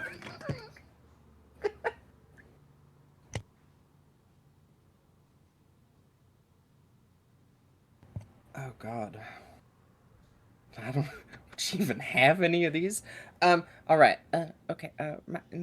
Ma'am, Miss, my Majesty, Your Majesty. She raises an eyebrow, looking at Tinks curiously. My apologies. I have been. I don't know. I never knew how to talk to royals. Yes, your kind tends not to get out very much, would you? No, it's not something we're known for. She's just fidgeting with the list that she's got. I don't know if you'd happen to have like any fluid metal or like a conductor break or like anyone who's like good like She tinkering snaps that her would know. fingers, motioning you forward. Oh, I don't keep her waiting. I go forwards until she tells me to stop. Holding her hand out, she motions for you to give her the list. I pass her the list. Try not to actually touch her hand. Reading it over, she kind of like thinks for a second for herself. Each of the pirates you are looking for is native to one of the nations of the blue, is native to each of the nations under the moons. Here in my country, you will be able to find a mechanized repeater valve. We use them constantly for our ships to help regulate heat. Fluid metal, to my knowledge, is native to the blue moon. It is a Yafutoman trade. It is something that they specialize in. It helps to deal with the pressure regulation on their ships, and conductor brakes you will only be able to find in Valua. That is all I know. As for here, Thank you.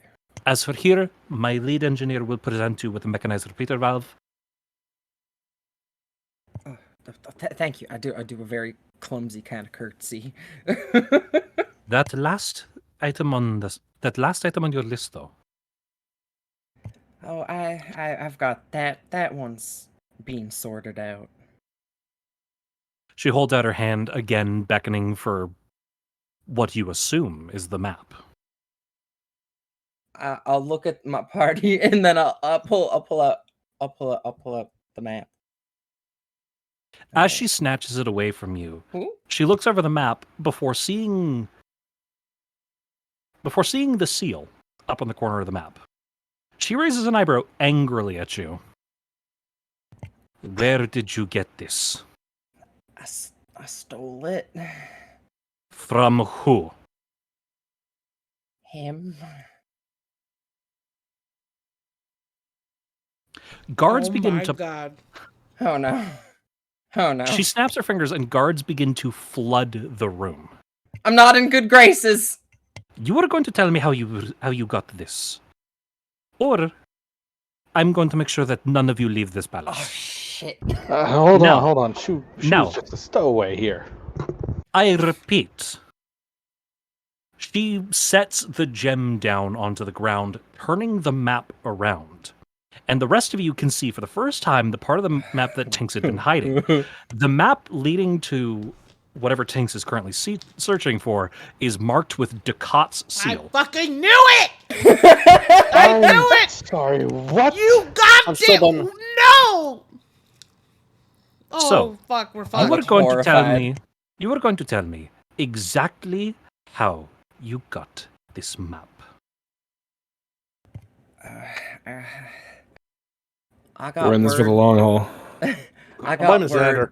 that he had it, so I infiltrated his crew to try and steal it. And when I did, I ran.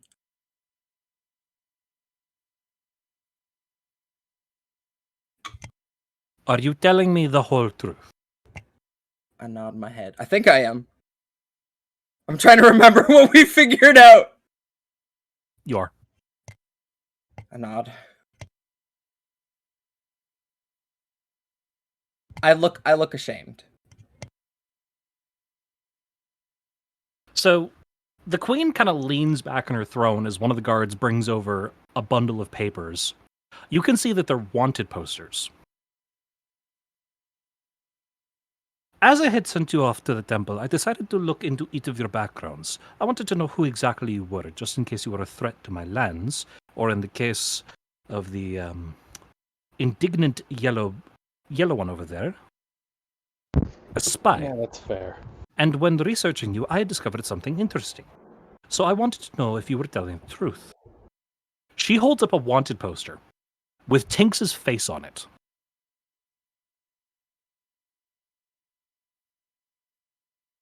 So, are you going to tell me why exactly Ducat's former navigator is traveling with a ragtag band of tomb robbers? Because I tried to steal their ship. She looks And at Arya. It didn't work And out you- very well. She tried to steal your ship and you kept her along. You did not throw her over the side of the boat. Hold on, sorry, I'm eating popcorn. She's the only one who could pilot it. Your Majesty, you have to understand. When we first encountered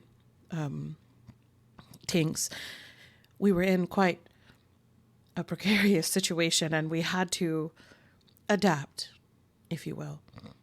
At the time, we had no one who could fly our ship. And we are not ones to judge. And I'm sure we can all agree that a slight against Daket is very serious. However, Tinks has not given any of us a reason to mistrust her yet.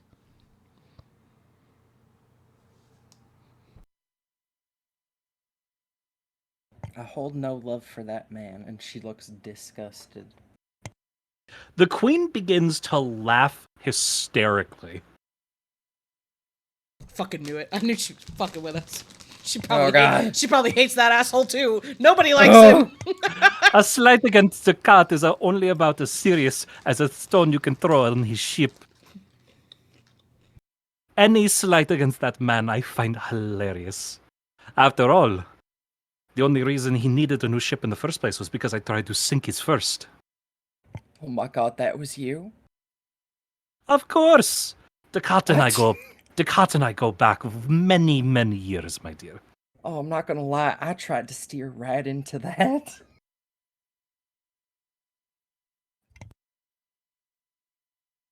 She gives The a little cat and I go giggle. back many, many moons.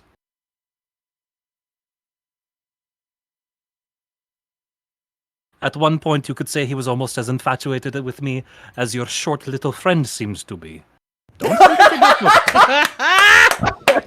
Yes! Oh, I love her. I do apologize for the crassness of our short companion. I hope he did not offend. Oh, he offended. But there is only so much that you can do. There's only so much that you can do with his kind of people. Oh.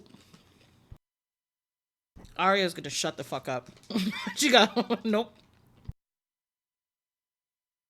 After all, the working class generally does not understand class versus manners.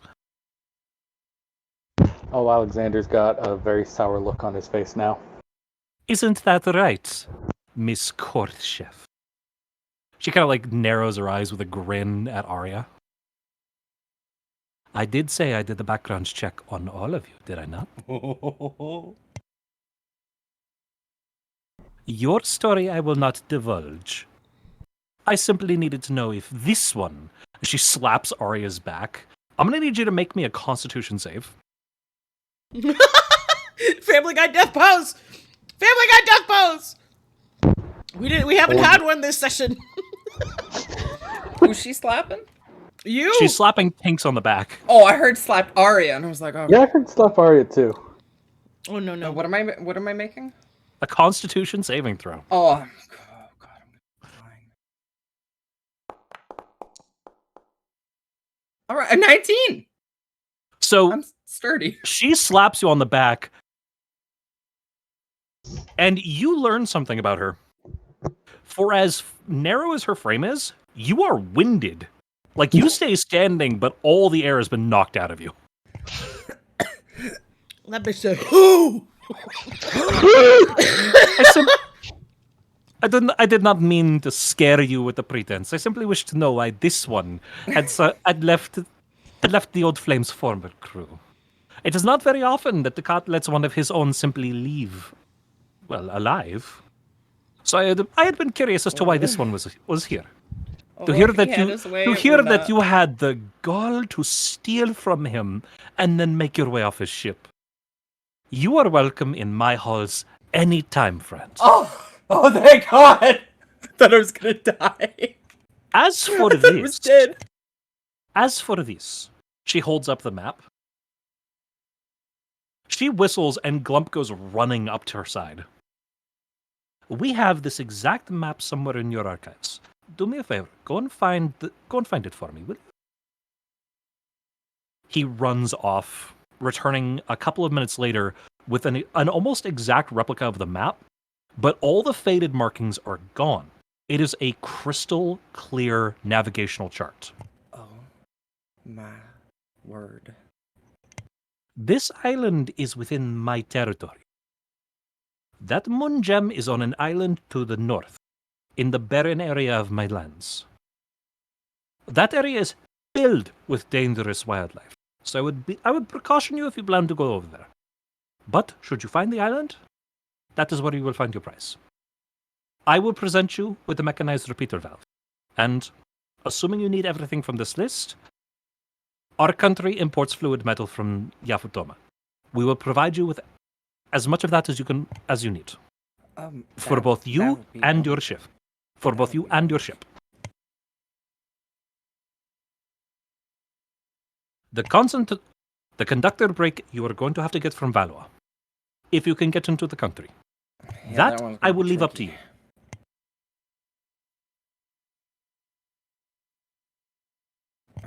She kind of like turns her eyes to Arya then. Meep. I did not expect to have such a good time today. So while I cannot present your stout friend with a reward, I would like to offer the lot of you something special. That's very generous, Your Majesty. She whistles loudly as a small man carrying maps and various pieces of paper comes running out from the side room. With a snap of her fingers, she runs over to Arya and presents you a map. Oh. Well, thank you. What is this a map for? There is an isle to the north of my city. Abandoned, but serviceable. Should you require a base, a port of operations, if you will, I am presenting you the deed to the land. Oh my God! Is it Crescent Moon Isle? Oh my Is it God. Crescent Moon Isle? It's not Crescent Moon. Oh God! Okay. If you want Crescent Moon, you'll have to find Crescent Moon. What she's presenting you is a piece of Nazradian land. So what's unique to this campaign is you guys can have a port of operations in every single nation. And you just earned the title deed to the Nazradian island. Ooh. Ooh. Your Majesty, this is wonderful. Thank you. Thank you so much.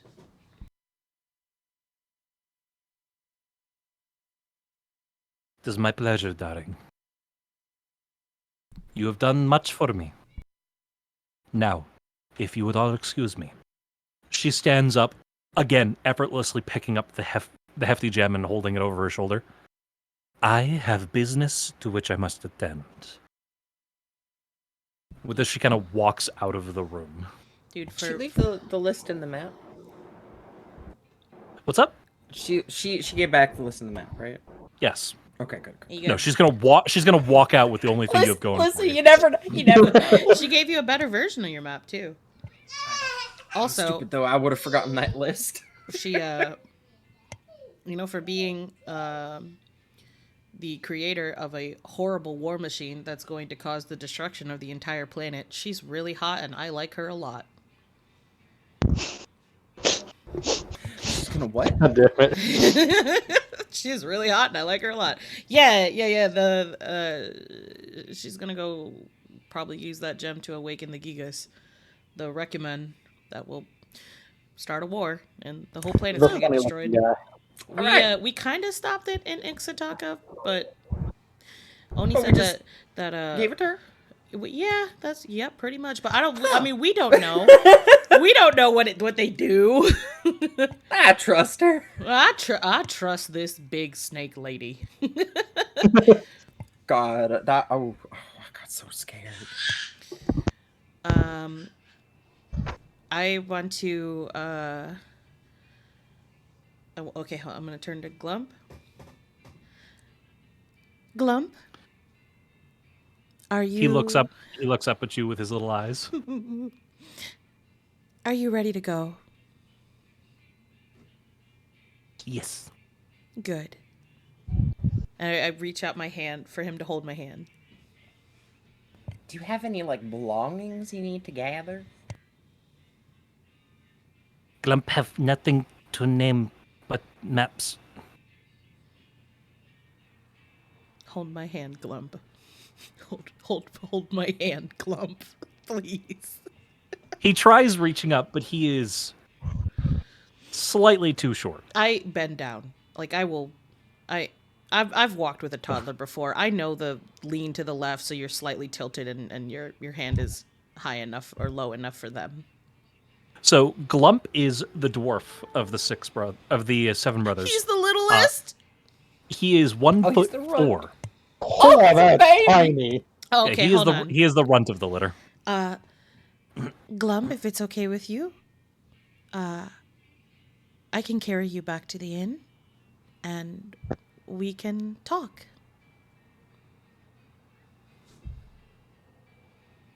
Let me pick him up. Let me hold him like a baby, Oni. He's He's a your grown-ass property. man. You can hold He's him a up. grown ass man. No, don't call him property. I'm Well, going. by I'm. by s- their I know he is. Yes.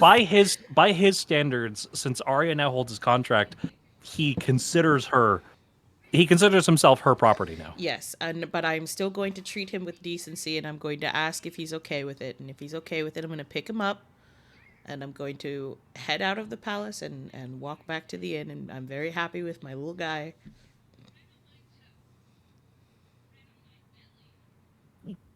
Yeah. So you hoist him up. You didn't really specify how you want to pick him up, so can I just kind of interpret this? Oh, please. So you hoist him up onto your shoulders, and he kind of like wraps his arms around you to hold on tight. Let's go, Glump. I'm gonna head out. I'm really happy. Yeah, you would be.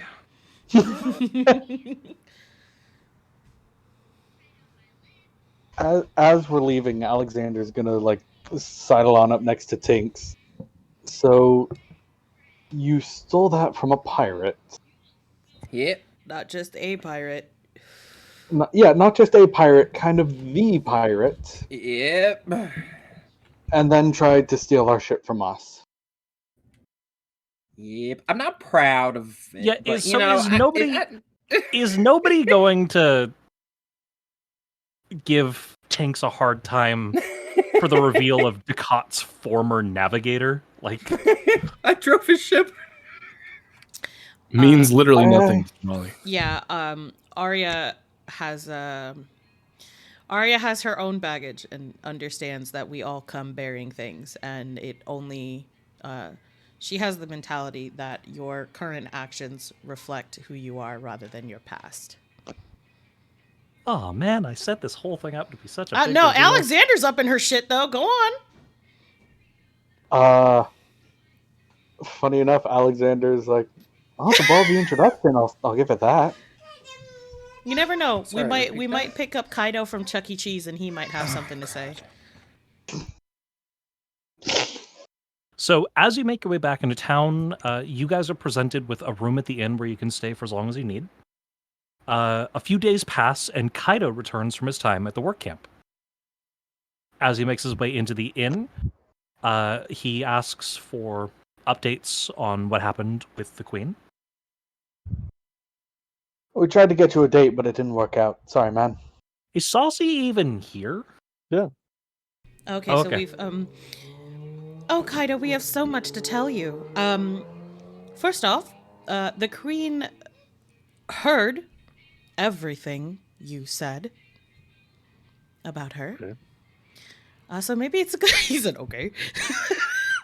so maybe it's a good thing that you didn't come. Also, we learned something very new and interesting about our navigator. But I don't think it's my place to tell you. I have something to attend to. Are we at the inn? We're at the inn. Yes. Okay, I'm gonna scuttle off. I will be back. Skiddly, skiddly, scuddly. Yeah, skiddly, skiddly, skiddly, skiddly. He looks at him. He looks over at Tinks. Oh, sorry, I was fiddling with my list. I'm gonna fuck it. I'm just gonna pull out the map and I'm gonna point up to Ducat's. Would it be an emblem or something? Yeah. So this kind of came to light. It's not something I really ever want to lead with. I used to work with him. Work with, quote unquote. I tried. Listen, he had this. I needed to steal it. I needed a way to gain his trust, to get access to it. So I kind of became his navigator, so he'd show me the maps. You work for him now? No, God, no. Okay. I think he wants to kill me. They were in the same boat. It's fine. Thank God, y'all taking this a lot better than I thought you would. It's the same guy that tried to invade that island that we first started, right? Yeah. Yeah. Oh, that asshole. Yeah. Yeah, I don't like him anyways. It's fine. You Oh, don't like him, also, I don't I care. tried to steal your boat. Sorry about that. You weren't gonna get very far. You're putting the wrong pots in the wrong place.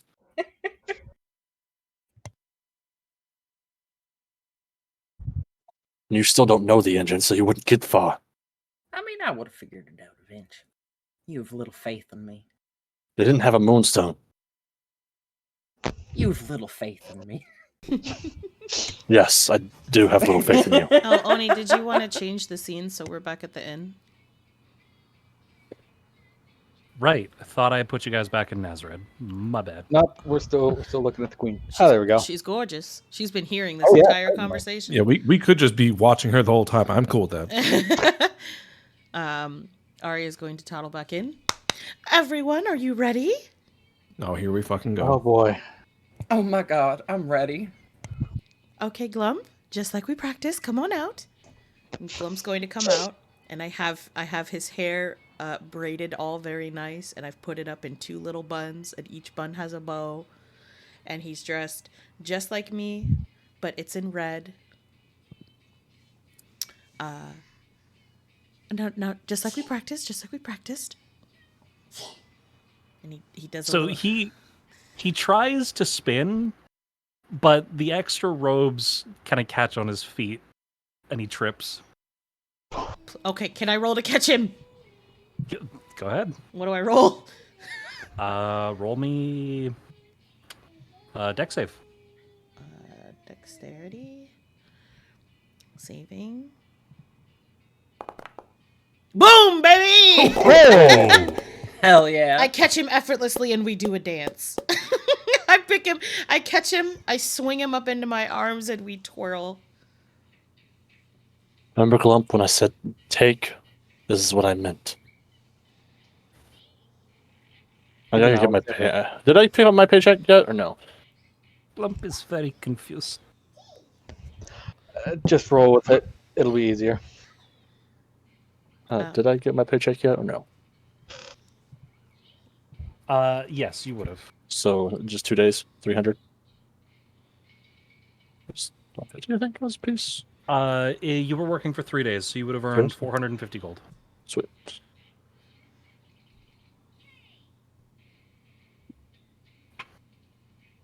Oh, my sweet boy. At some point, Alexander would have taken everyone to the kebab shop. Oh my god, we have to bring Glump. Please tell me you at least got money from her.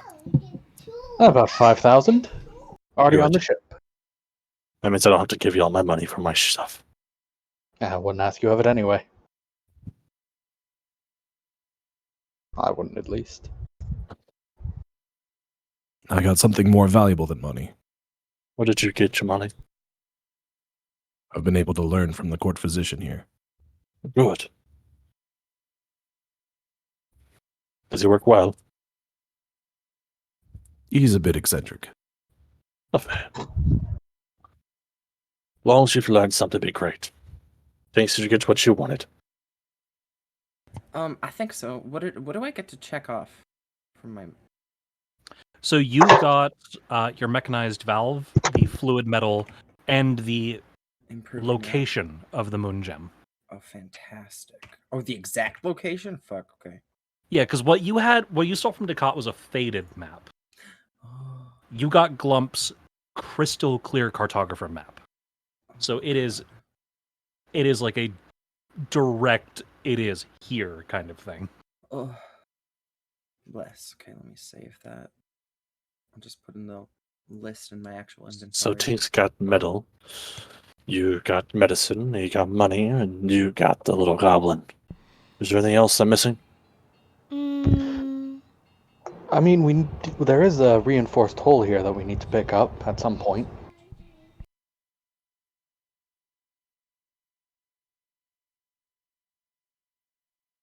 A reinforced hull? How long did they say that would take?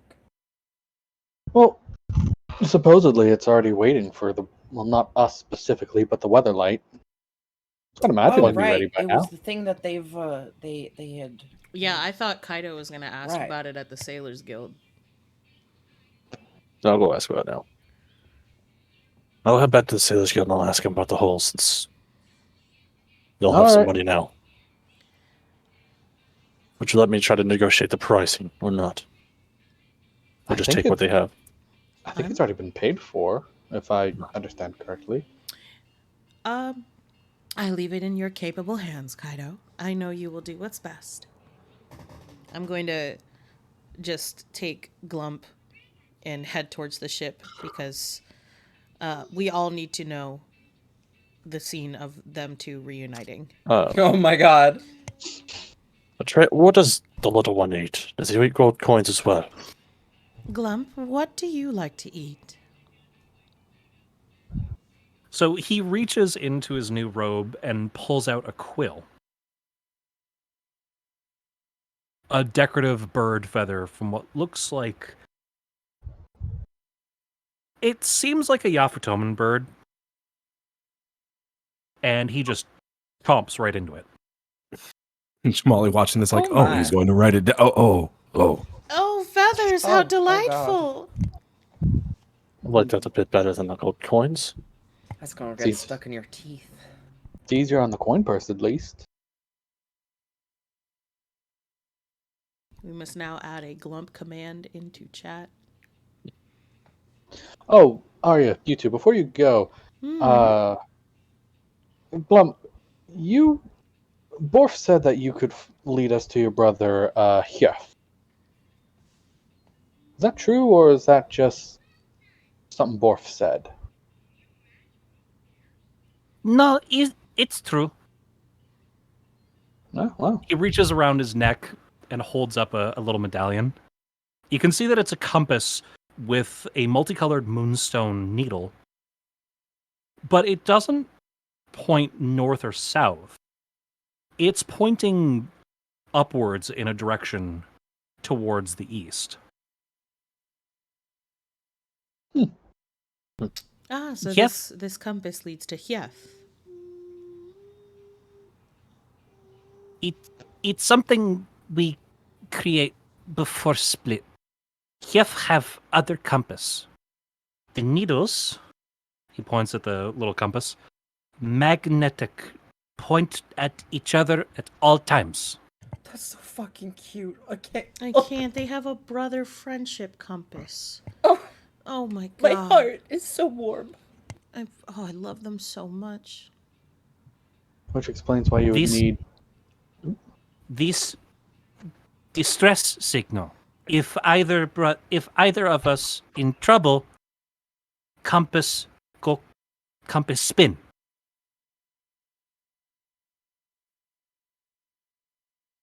And just like that, the compass starts spinning furiously. Oh god, It starts spinning and breaks. Oh no. Oh god! Well, wonderful. We'll have to go pay Hyef a visit as well, don't you think? And I Just imagine his pinch brother's I compass pinch spinning his little wildly. cheek. I pinch his little cheek. Yeah, the God. Yev's compass He's in starts danger with spinning. us. Alexander, you're going to be busy. No, I've got, well, kind of wanted to get a bite to eat, but I've got free time. We can get something on the way. You're coming with me. All right, fine. Before you two break off, can you all go to the kebab shop? Yes. Is that going to show me something good? Oh, we all go to the kebab shop first before we break parties. Oh my god, it's delicious. Alexander Y'all is are gonna politely love it. insisting that everyone go to the kebab shop. I'm Because very ready. I need to see this. I'm very ready to go taste the kebab. Oh, we got another raider. Hi, Raiders. Welcome in. Welcome, welcome. Hey, howdy. Let's go to the kebab shop. I could have swore that person's name was Craigslist.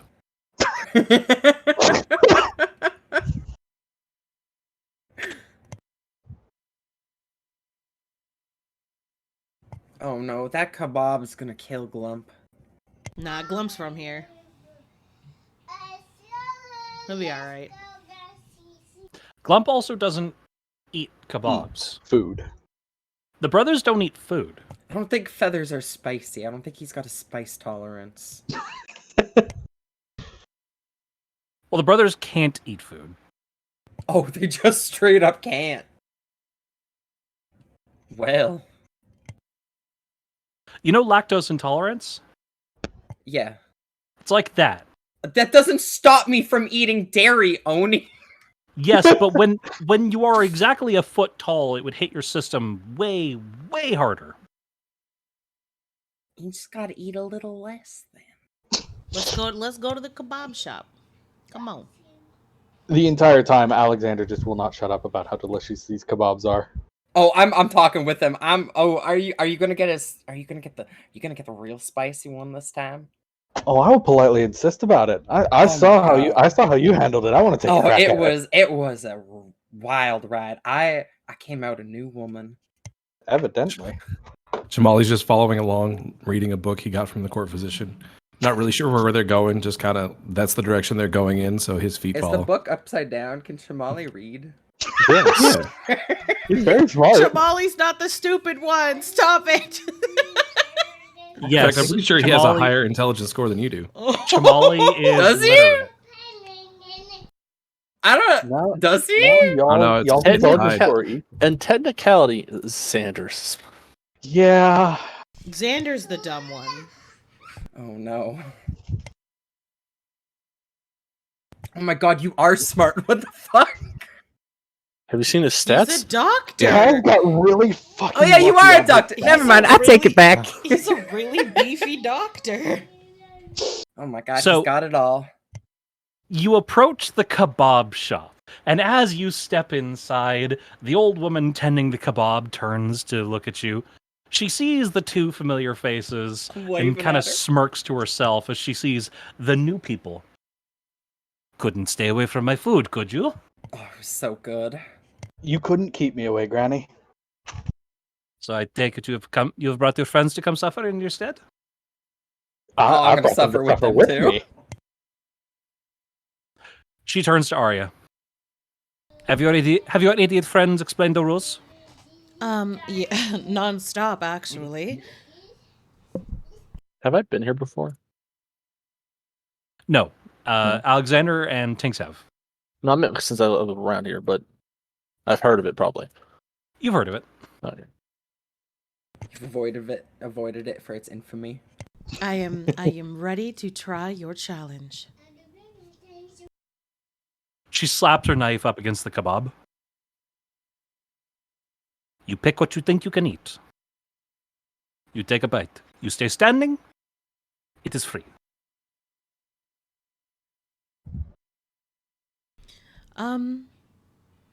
Well, it's time for the old Yafu Toman way.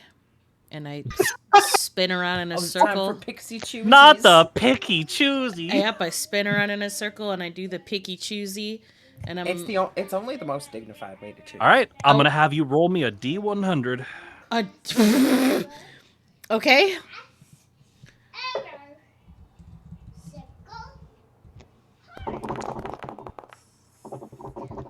Oh, I don't know if that's So good. Arya kind of spins around in a circle before striking a pose, pointing towards the bottom of the kebab. Tiggs just starts cackling. Why Oh, are it you is very fun. laughing? Picky Choosy would never let me down. Oh no, it's No, of course I swear not, of by course Pixie not. So it's Choosies. not quite the bottom. It's just above the smoke and the fire, where you can see the spice is definitely strong, but not at its worst. She cuts off a slice, skewering it onto a metal poker and thrusting it out towards Arya. You eat. I chomp that bitch. Constitution save at disadvantage. Oh, good God. Constitution. Save. Disadvantage.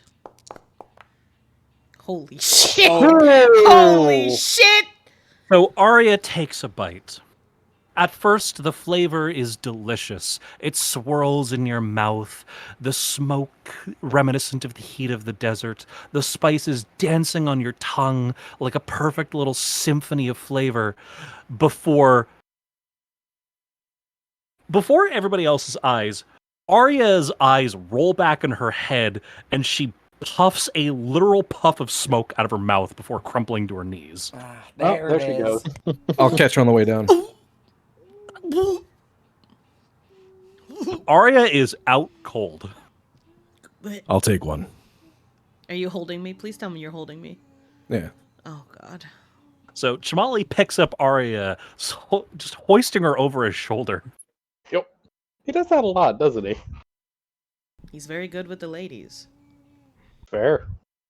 Do you want the same as what your friend took? Give me one of the same. She cuts off another slice and hands Chamali a skewer. Constitution disadvantage? Constitution disadvantage. Sorry, ability check or saving throw? Saving throw. Oh no. Wow, that's actually a That's perfect so spectrum. fucked. Chamali kind of lifts his mask ever so slightly so that he can take a bite of the food. And the second the spice hits his tongue, it is unlike anything he has ever had. Ixataka could not prepare him for this as he drops Arya to the ground in a slump, Family Guy death pose, and his hands reach for his face as you can hear muffled God. screams of absolute pain. Kaz, do the Oh, muffled God. screams. Do the muffled screams. Yeah, hold on one second. Hold on.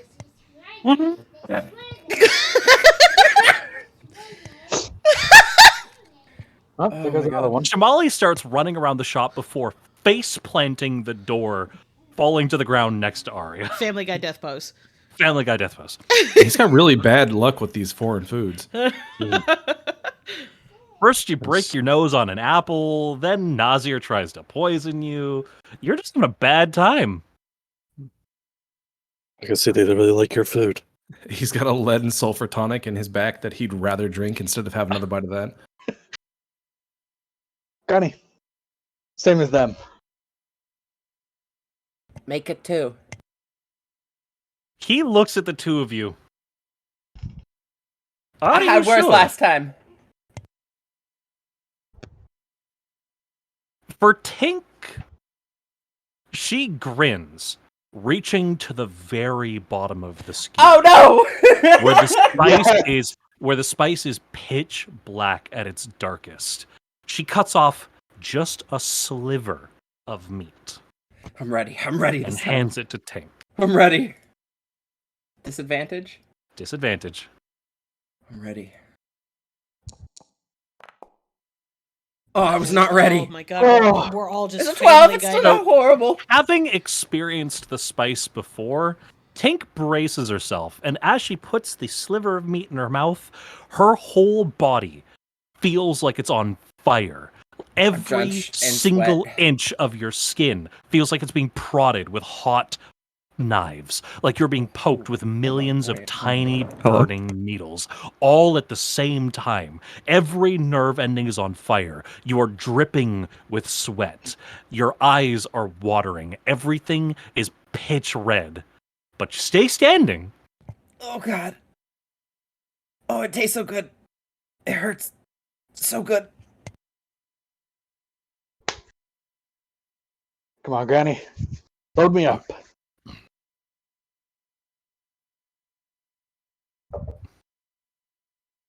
She looks at Xander. You want to try as well? Nothing ventured, nothing gained, right? She cuts off a tiny sliver and hands it to Xander. Chowing down on that. Saving throw, disadvantage.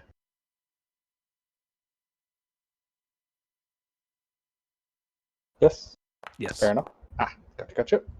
Ooh. That is Oh, a shit. that would be, and again, because So Alexander's resisted, magical Alexander's kind of resistance. gotten a resistance to it now, so he just bites into the meat. He also starts to sweat, but he's just enjoying himself, kind of leaning on the so counter, good. biting into it like jerky, looking down at Chamali and Arya on the ground. He's just gonna shrug and keep eating. She cuts off one last sliver and hands it to Kaido. I guess. And because you are Nazirian, you get to roll normally. Come on, short man. Because these spices are a Nazir delicacy. Not so bad. Oh, he handles it like a champ. So he just bites into it like jerky. Like this is something Nazirians eat daily. Like this is just what he grew up eating. So he's just like leaning on the counter with Alexander. What's the problem y'all are having with this? I don't know. I just think it's delicious. A bit cold. That's harder than this. We don't have spices like this back from where I'm from, so I'm not used to it. But my God, is it delicious? I know Ari's gonna probably ask at some point. Can we take some of that spice back? The old kebab lady kind of nods her head towards the wall where she has a shelf of various spices. I import these from across Nazir. If you want the spices, I'd be happy to sell them to you, but I am not giving my recipe. That's fair. What do you recommend for everybody here? She takes a couple of the spices off the wall, pouring them into different sacks and placing them down on the counter. How much? 20 gold. He puts Or 20 the gold lot. down.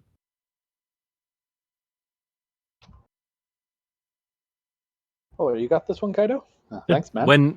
When your friends wake up, tell them to use these moderately. I do not want you passing out the second time. May I have a little bit more? It's okay. She slices off expertlessly, again, skewering the meat, dipping it into the cauldron next to her to grab various veggies, and repeating the process, handing the three of you that remain standing fully formed kebabs. He grabs the kebab and then it goes by Kaido's nose and not Kaido. You trying to use smelling salts on him? It's Chamali, yeah. On Chamali. Spices, apparently. Come on, big man, wake up. His nose is gonna start burning from it. It wakes him up, doesn't it? Smelling salts will do that too. It freaking kicks you in the rear end. He immediately pulls out his water pouch and starts taking long drags from it. With Alexander skewer in his mouth, he's going to do the same for Arya. Just like, come on, up and at him.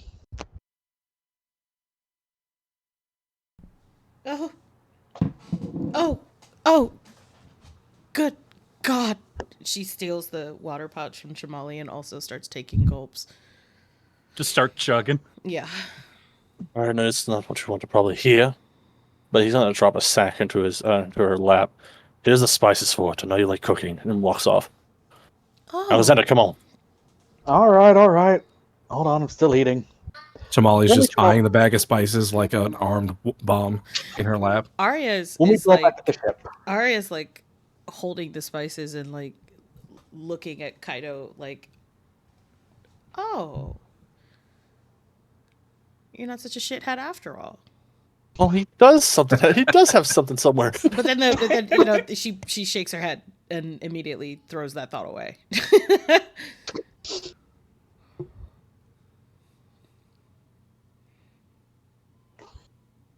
All right, so Kato and Alexander would be heading towards Sailors Guild, I guess.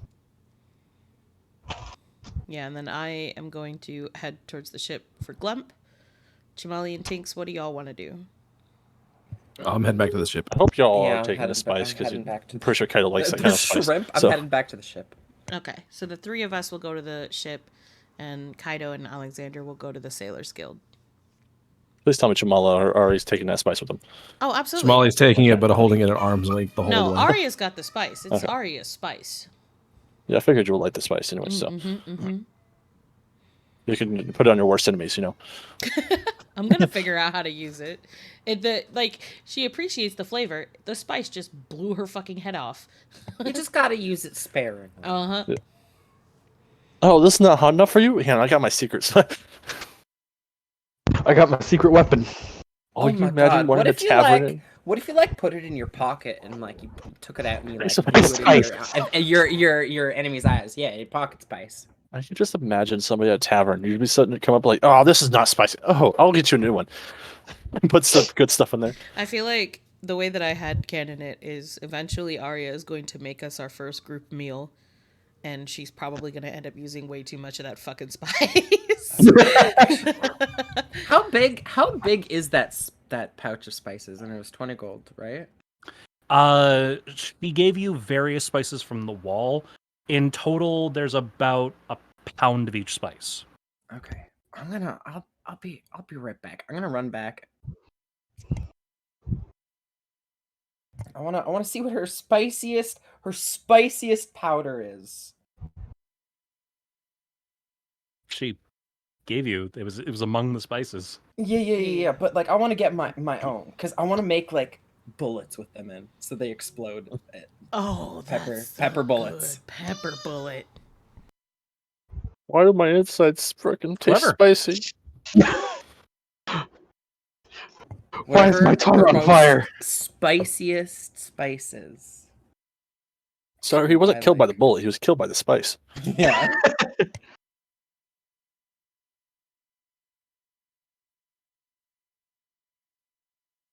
Me and Xander are going to head to the So, sailors. as you're asking her about her spiciest spice, she points to a blood red spice bag. Ground Pyrin devil pepper. Ooh, that sounds scary. How much for a pound of it? For just the devil pepper? Yeah. For just that. 5 gold for a pouch. How much is in a pouch? It's a pound. It's a pound. I'll give her 10 gold. All right, so she hands 2 you pounds of 2 it. sacks of ground devil pepper. Fantastic. Thank you. I'm real excited. I'll run back out. Try and catch up with the group.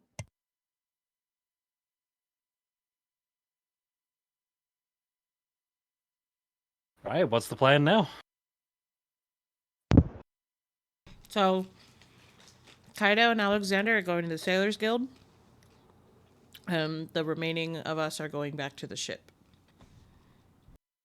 Okay. So Kaido, Alexander, as you step into the Sailors Guild, you are greeted by the same figure, a stout man with white hair and glasses, holding up a book. He addresses you. Welcome to the Sailors Guild. Here you can buy information on discoveries, as well as check out the bounty list of pirates out in the sky. How can I help you? We are here for getting a better hull. Kind of like taps his chin. If you're looking for upgrades for a ship, you're probably going to want to check with the shipwright. That is not something that we can provide you here. But there is a shipwright in the city. You'll find them in a store next to the port. Oh, perfect. Thank you. No. Thank you. Anytime. And remember, anytime you need information on the skies, you check out your local Sailors Guild. As we're heading out, Alexander's just going to lean down to Kaido. I could have sworn I saw that man on Valawa. He's gonna give the papers back, the ones that he worked on, the one for the jobs. I probably don't need these anymore. As he takes them from you, he looks over on the board where the exact identical ad has already been pinned. Shrugging, he kind of like tosses them over his shoulder. Neither do I. I hope you got what you were looking for. He just nods and walks out. Come on, Xander. Unless you need anything else here. No, nothing I can do here. Let's go find that person. I will head in the general direction of a shipwright. Or where we assume the shipwright to be. So you would rejoin the party, and as you approach the port, the two of you will break off as you approach the shipwright store. We rejoin. Hi. We break off again. Bye. As you enter the shipwright, you're greeted by an eccentric-looking man with tanned skin, wearing goggles to protect his face as he welds, a big poofy afro of hair adorning his head. He waves at you. What's good? How can I help you guys? We're here for a better hull on our ship. He kind of like looks through the door past you, directly at the weather light. Your ship wouldn't happen to be that one right there, would it? Yes. He kind of ducks under the desk, pulling up. As he stands back up, he pulls out a big sheaf of papers and a pen. Alrighty, I got something presented here for you. I'm gonna need you to come here. You're gonna sign here, dot the line here, signature here, sign here, here, signature here, date here, another signature here, initials here, and here. I halfway thought you were about to play a cat in a hat stove, but you didn't. I'm sad. Not here. Never here. Not here. He reaches the last page. You're gonna sign here, initial here, not here, never here. Love cat in the hat so much. I also love Cat in the Hat. He's like, ignore this, and it's his spayed and neutered form. That's a lot. God, of I want to paperwork. watch the Cat in the Hat now. We gotta make a movie night of that. I'm gonna look over it while signing. Make sure I'm not signing something I'm not supposed to be. It's a document of ownership of the Weatherlight. Oh. I'm looking for Xander. Should I be honestly signing this? Am I gonna be the owner? I mean, it has to be one of us. You're the one who fixes Well- it most. Well, I assume it's got to be one of you. The whole upgrades have been were ordered months ago. They've been ready. I've been waiting for the owner of the Weatherlight to come pick them up. If that's the Weatherlight and it's your ship, realistically speaking, that has to be your signature. Otherwise, that's not your boat, and I have every reason to question why you walked up to my port with Weatherlight. So, and I repeat, kind of like leans on the counter, is that your ship? Just sign. Yes, Yeah. it's our ship. All right, Yes, so I there's- repeat, signature here, initials here, date here. You'll get used to it. Like, it's just, I don't think I will, but thank you. he starts signing while watching, looking over it, make sure nothing's like grammarly wrong or on it. And I feel like Xander's just like kicking his feet, looking at this whole thing. He's just kind of glancing about, like, oh man, this is a lot of paperwork. Why did you bring? A little bit. Is there anything in here that I haven't seen on Valua before? What do you mean? Well, this is for, like, I assume they had like ship parts hang on the wall, cannons and of the such. Oh yeah, there are tons of Nazir designed weapons, all like scouring the warehouse. Fair. Alexander's just kind of wandering around the shop. I remember if there's anything we do need now, probably come back a little bit later, but it's prime time to get upgrades if we need them. I mean, we can outrun most anything, and anything small enough to catch us, we can just kill by hand. Yeah. I'll discuss with Tinko area if we need something. Fair. I didn't put you there in Cass because you're not care much. Shamali doesn't give a shit. Yeah. Does not give a single fuck. Yeah, that's what I said. He's still signing away. 15,000 documents.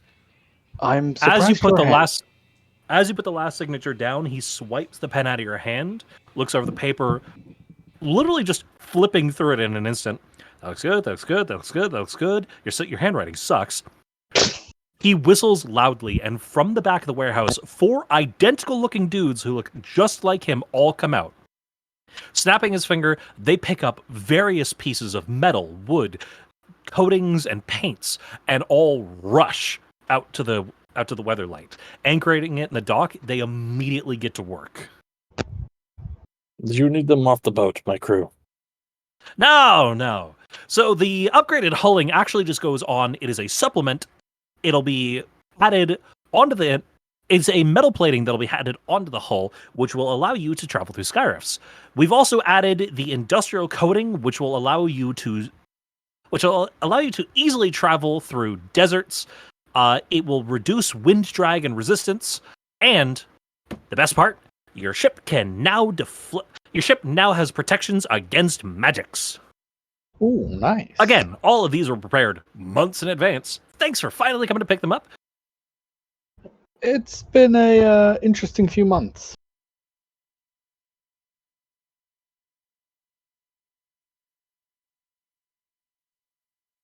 I guess y'all can get started. I might sit by and watch a little bit.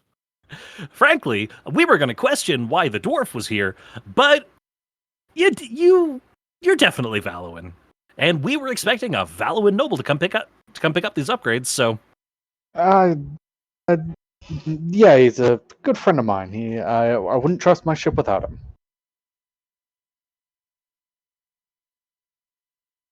I'm the captain, and also I repair the ship itself. So Precisely. I wouldn't trust the ship without you. alrighty, those repairs will be done within the hour, Ooh, He's efficient. nods and his then you are free to hit the open skies. nods his head and then walks up. All of the awkward conversation of somebody like exaggerate, all happy and wanting to go lucky, and just kind of I'll So, follow behind Kaido. The two of you leaving the ship shop, make your way back up onto the ship where you rejoin the rest of your crew. Y'all don't mind. I'm gonna go by each one of them, just telling them, don't mind the banging. They're gonna be putting the hole in the ship. If y'all have any suggestions of what to get, speak your piece now. Excuse me. Goes to Ari, Kamal, Chamali, and Tinks, but of course, God, sorry, I zoned out. asking if y'all want to do upgrades on the ship, do them now. If you want to. No. Okay. Like, there's not really... I know. Jamali doesn't have any stock in the actual upgrading the ship. Fucking Ixataka doesn't really have much in the way of the ships that everyone else does. Most of the people there don't have any concept of what you would need for a ship or any of that shit. He's just along for the ride. So, it's still fair to ask them. Ixtakans do have airships, but they tend to be more wood and primal. Yeah, he's got no like he understands it's a ship. Like, that's not beyond him. But as far He as has no what you need to concept make of it run, technology this advanced. Yeah, It's still fair to ask everybody. it's beyond his grasp, and also he has no need for the information at this point. So he's just like, yeah, whatever. He's an unga bunga jungle man. I still would ask Burf and Glump as well, just because they're now part of the crew. Borf and Glump. I feel like when you come to tell Arya, she is in the middle of doing the introduction of Borf and Glump and completely ignores you. I mean, they've met. They're brothers. Yeah, well, they don't like each other. Well, Glump said that he doesn't really care for Borf, which is why So- we're having the... As you reintroduce Borf and Glump, Glump just kind of like crosses his tiny arms looking up at Borf. Borf's ears lower and he glares angrily. The two of them do not say anything for a good number of minutes before Borf finally chimes in. You stay out of my forge. You stay away from my maps. Fine. With that, they kind of like turn around and angrily stomp off away from each other. Oh my. Well, that could have gone better. We're gonna have to work on that. I mean, Just because you're adopting them, they don't have to like each other. Listen, they're family. I'm gonna I'm gonna get them to like each other. I mean, what did you expect to happen? Tier 4 reunion? Yes. Thankfully, there are a couple of the brothers that do have better relationships with each other. Don't worry. We're taking therapy sessions. Oh, jeez. This is something Arya is going to be working on heavily.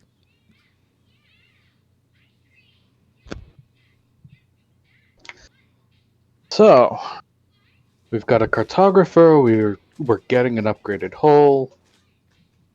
Where's our next destination? Skies are open. Well, it looks like we have two options currently.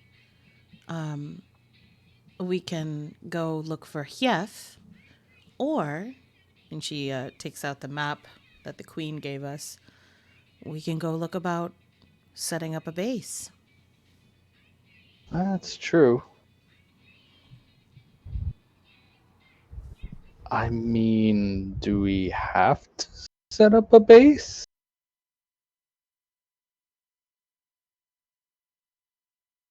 I mean, a base of operations to deck the Weatherlight at would be helpful. Because it's not like your engines have unlimited fuel. Having somewhere where you could restock, a place to keep crew that you hire, get a functioning town going. Right. That one was definitely more of an in-character question than an out-of-character question. Xander fully understands this will be very important to have. Alexander is a little... Yeah. Alexander, prickly. I would basically, what you just said, Oni, just repeat it as Arya. Okay, fair, but so long as we don't commit more regicide, we can always stop in at other ports. Guys are big, no sense anchoring to one place. Well, no one says we will, but it would be nice to check it out and build us a space to always come back to in case we regicide on accident and need a place to hide. An accident.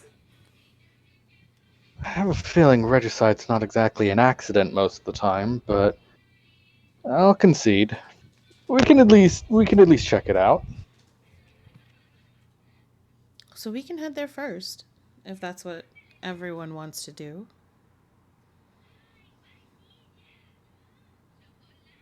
Yeah, I don't mind. Could use a place to stretch my legs again. I'd like to Why is this conversation happening? Yeah, we're all here Dude, talking about what we're doing. We have a base island going on. Right, I'm sorry, Kaido. The queen actually gave us some land in reward. So we can go there and get a base set up and kind of figure out what we're going to do from there. Do we know if there's anything's actually there, like a building or something? Nope. Not until we get there. I think it's just a plot of land. Flying land. Or maybe you can build us something. Make it not green. Right. You remember something that the queen had mentioned. Mm-hmm. The deed to the land that she's given you was a piece of property she used to own. Oh. So it's possible that she hasn't just given you a barren wasteland. Oh, I'm so excited. I wanna head there. Oh, it might be a house. Do we know how much Do we have a good amount of wood on board? Because if that's the case, that means I might need to repair things. Like a good amount of wood on the ship. Like stuff if I need to repair a house, I have it. Oh yeah, you've got plenty. Okay. Worst case, we can go buy more, but Jamali. Okay. Yes, I'd be curious to see, at least. Well then, I hand the map to Tinks. Let's get going. I'll start up the ship. So as you hand the map to Tinks, she kind of looks it over, and she notices something very interesting. The island that the Queen gave you isn't actually in Nazir's sky. Oh. It's just past a sky rift It's just past a sky rift in a secluded little pocket of the sky, surrounded by rifts. It's private airspace, but it's Ooh. closer to the Silver Civilization. So Oh. it's a mid-ocean island. Ooh. That's premium real estate right there. That's premium real estate.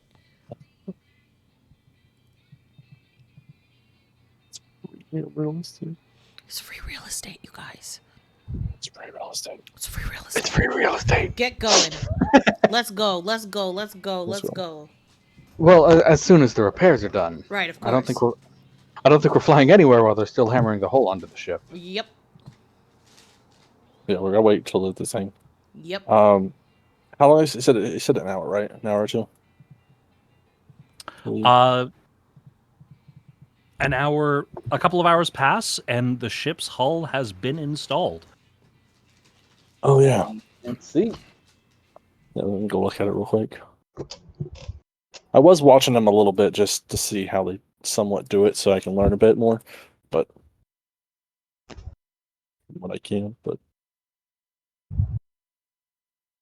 and they can also teach me how to repair it if it needs to be repaired differently. If that's okay with you, Ronnie. Yep. So they teach you everything you need to know about the metal plating and the coating on the ship. It seems fairly simple to repair should anything happen.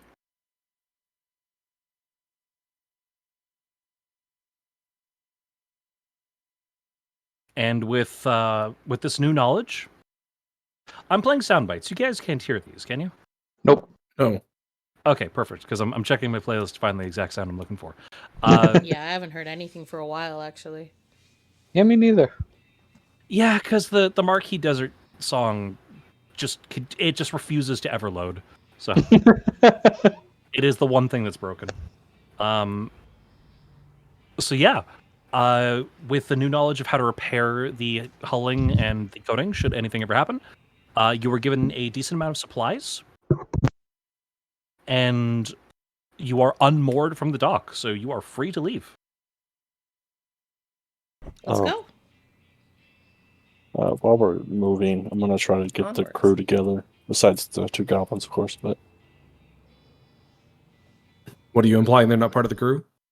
well, yes. But do you want me to just tell them I'm somewhat own the ship now? Technically to them, they're technically Ari's child. What are you Pretty sure doing? those are grown men. I may have signed the papers, so technically now I own the ship. Okay. I figured I'd just let the crew know.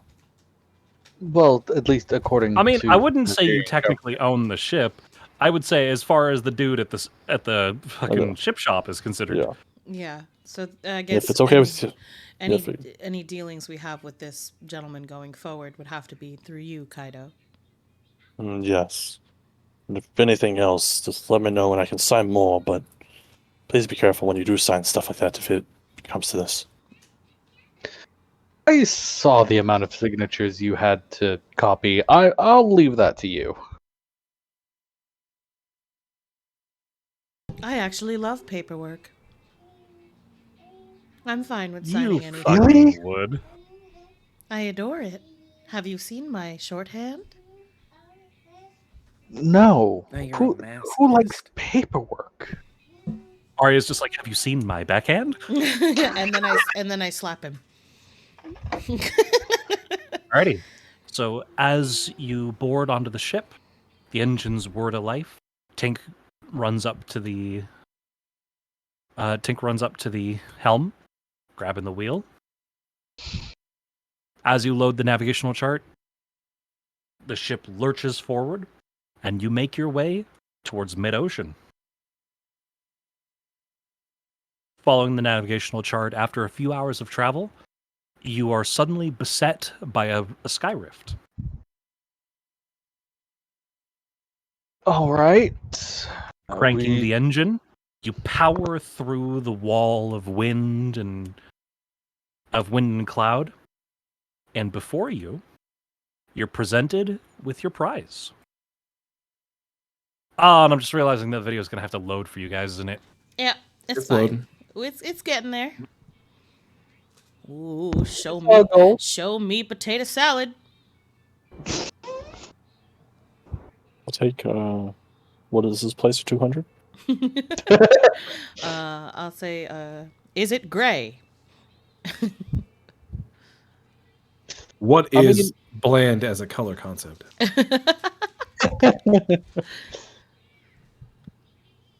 So as you approach the island, you see a lush green isle, water running, the wind powered by mills. Come on. Come on. Come on. Is it still not loading? Nope. Show Nope, me the not either. video. I hear music. I hear music, and the music is nice. 98%. When you're hoping your game's still actually playing because it's still playing music in the background. God, it's a really nice video too. I Fucking know. load. Can you try reloading it?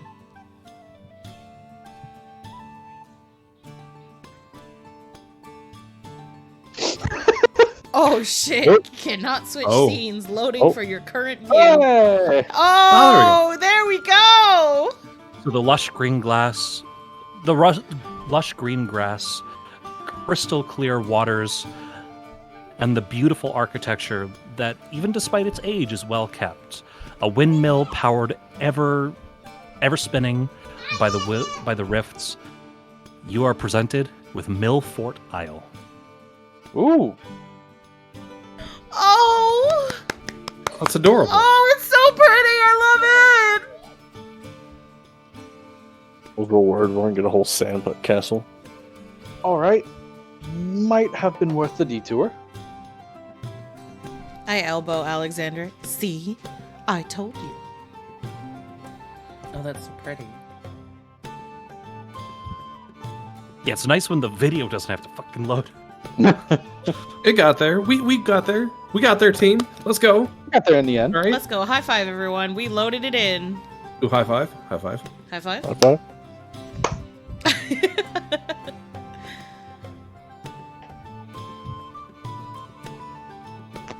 So nestled safely in a pocket of sky rifts, hidden among the jewels of mid-ocean, Millfort Isle is the Queen's personal resort home. Her former home away from home. It is stocked to the brim with food, has a perfectly self-sustaining greenhouse, crystal clear waters. And because of the pressure of the three sky rifts around the island, the windmill powers every mechanism in the home. So it is completely self-sustaining. Underneath the island also opens up into a vast bay where the weatherlight can be docked. Oh yeah, Arya beelines it for the kitchen. She's making us a big ass meal to share together. As you throw open the doors to the kitchen, you are greeted by the sight of a vast, modern kitchen. It perfectly it's very close to home. The Queen, having been a traveler herself, she modeled a lot of the home after various other parts of the nations that she loved. The kitchen is modeled after Yafutoma. So you see everything that you're used to. woks, various exotic cooking utensils, stones, wood firing ovens. Everything that you could possibly need is in here. Oh. Arya is just delighted. Like, her eyes are lit up and sparkling, and she's just... This is her element. She's bustling around and preparing all manners of various Yafutoman dishes that she's been dying to share with everyone. Glump kind of like pads past you, waddling to the other side of the kitchen, where a tiny door, just about his size, is nestled into the wall. Having been the queen's personal home, he has his own little map room adjacent to the kitchen. Oh my god. Also, I'm plucking a bird, and I have a bowl of feathers for Glump, and I hand it to him as he passes by. He takes them and just grabs one from the bowl and starts munching as he walks by. Pedro's gonna handle Burf, which like put him on his shoulder. Let's go find the forge if there's one. So, given the context, looking at the layout from the outside, you can see the spire that's off on the side from the rest of the building. There's smoke billowing from the chimney and what looks to be vents at the top of it. This is a pretty good indicator, so you make your way to the tower. Inside is an up-to-date forge, complete with bellows, an entire molten ore working station, and Nazradian forging tools. Me and Burf are just both looking happily at this. I love this. I love this theater of the mind we got going on right now. These scenes are so cute. The living area and library are decorated with beautiful furniture, inlaid with gold and silver threads, ornately decorated, a piece of Valuan nobility imported straight from the capital. The library filled to the brim with tomes from all of the nations, or whatever the queen could get her hand on, modeled after the Valuan Empress's personal library. All right, the queen had some taste. I'll give her that. Out back in the greenhouse, there is wildlife and endemic life as far as the eye can see. The greenhouse, appearing to be enchanted by green magic, nearly twice the size inside as it is out. And stepping into it feels like a lush jungle. The dampness of the air, the built-in weather system, and the sound of wildlife filling the air. There's various fruits, vegetables, and animals running about. It is your own personal jungle from Ixataka. I beeline for it. Make myself comfortable. Oh, Jamali. There is one other part of the house, but I don't know if I want to spoil it. I mean, Alexander's casing the whole joint, trying to learn this place forward and back. If it may help. Des, I'm DMing you. Ooh. Ooh. Yeah. Ooh. You do? Yeah. Sure, yeah. I swear to God, if it's Okay. a cheese, is it a fucking cheesery for the mouse? There is an entire cheese cabinet in the kitchen. Okay. So Havarti is going to be having a great time. But no, nestled in between the house, in a staircase leading down, there is an academic room complete with magic study circles, an enchanting board, and all sorts of arcane studies imported straight from Glacia. Oh, it feels like home.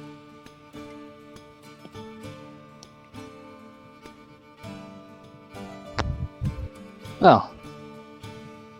And what you'll notice is every single electronic in the house, be it anything from kitchen utensils,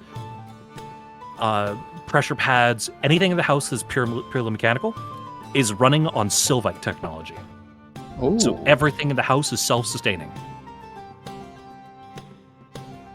When the Queen was building this place, she spared no expense. And just And this having been her personal home, it is not on any sea chart. So this is a well-kept secret, all yours. she just casually gave it to a group of ragtag bastards who popped up one day.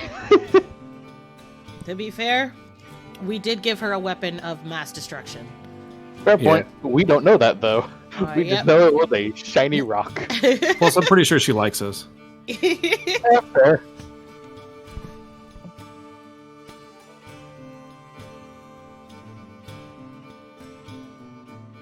I think Just to address somebody in chat, Cardell, if you're referring to the art pieces, do you mean the players or the actual art being used in the background? Because the players were all done by a wonderful, wonderful artist. All the background art, though, is admittedly taken from copyright-free pieces I could find on ArtStation. Ardell's from the server with the artist. Oh, okay. So you meant the players. Ah. Hello, Nyabi. Oh, hello. Yeah, I am fucking living. I'm living. I love this little place. I'm making a big old meal. And the one thing that you will notice is the building is big enough that while you can't feasibly sustain a town here, if you were to hire a crew, you could easily accommodate up to probably 20 or 30 people in this place. Ooh. Like, it's a straight-up villa.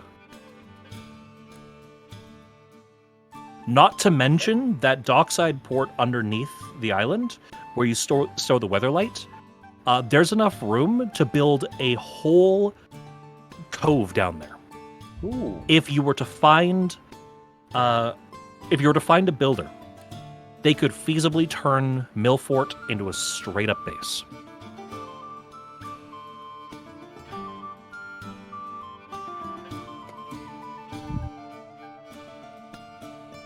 So I know it's no Crescent Isle, but I hope it's a good substitute. Oh, I'm delighted. I'd say this It's works. a wonderful substitute. After Kaido drops off Borf, he's gonna go off and look, see if there's any repairs in the building needs to be. And one thing you'll notice, Pin, being a Skies player, do you notice that little island out in the back? Yeah, the one to the top right. That's the Sky Oasis that you can find in mid-ocean next to Pirate Isle. Oh. Yeah, this is mid-ocean. in that little pocket triangle next to Pirate Isle.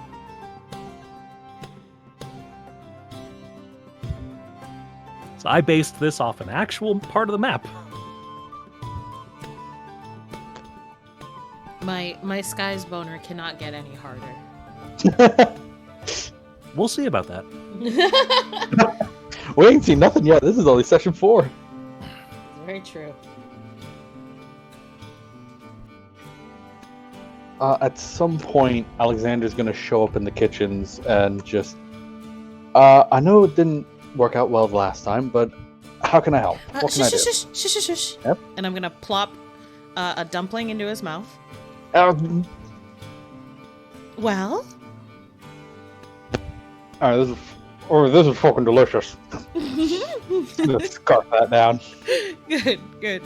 Now, I appreciate you wanting to help, but this is something really special. So I'll handle it on my own, but maybe Shamali or Tinks could use your help. Alright, I'll go find them. You do see Alexander actually has a spare bit of blue ribbon tied around his left wrist.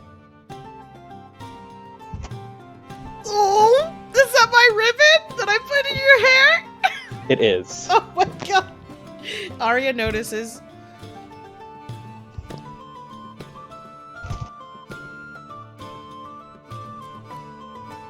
If there's no extra comment, probably gonna go find Chamali and hopefully not get thrown out of the greenhouse. Oh, Chamali's already set himself up a hammock between two of the largest pieces of wood he could find, and is still busying himself with one of the books that he got from the court physician. Fair. He has set himself up in there. He's very comfortable. Made yourself comfortable pretty quick. And I much prefer this. Fair. Any project I could assist with, as opposed to pouring rubbing alcohol directly on a guy? Smalley sits up and looks around a little bit. Nothing you could help with. I may not know a lot, but I'm good at following orders at least. Give me a vague description and I'll do what I can. Okay. How about this? Go ahead outside and find Kaido. Yeah, message received. Thanks. I'm gonna go find Kaido. Kaido and Borg at the forge. He immediately goes back to his book, lays back down in the hammock.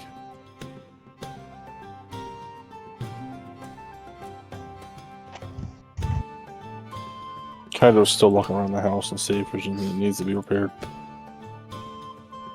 So, you'll note, Kaido does notice, while the place is fairly well kept, the queen probably hasn't been here for a few years.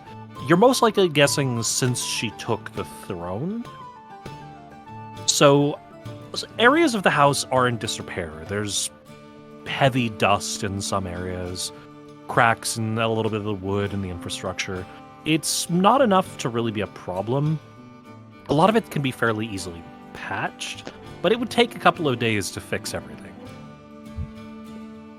Well, looks like Kaido gets started. And if Alexander finds him, Kaido's just like, "Here, have a duster. Be cleaning." So as Kaido makes his way back to the forge to start gathering up materials to repair the house, Borf holds up a bucket. Would you like to help? I am Borf. I make it a spackle. I'm making the speckle. Oh, my baby! He makes a what? You're making a speckle. Make it a speckle. You can help me get the smaller. I'll put you up in higher places, and you can come down from there. As both of us are small, so we can't take what together. The two of you together can reach the top shelf.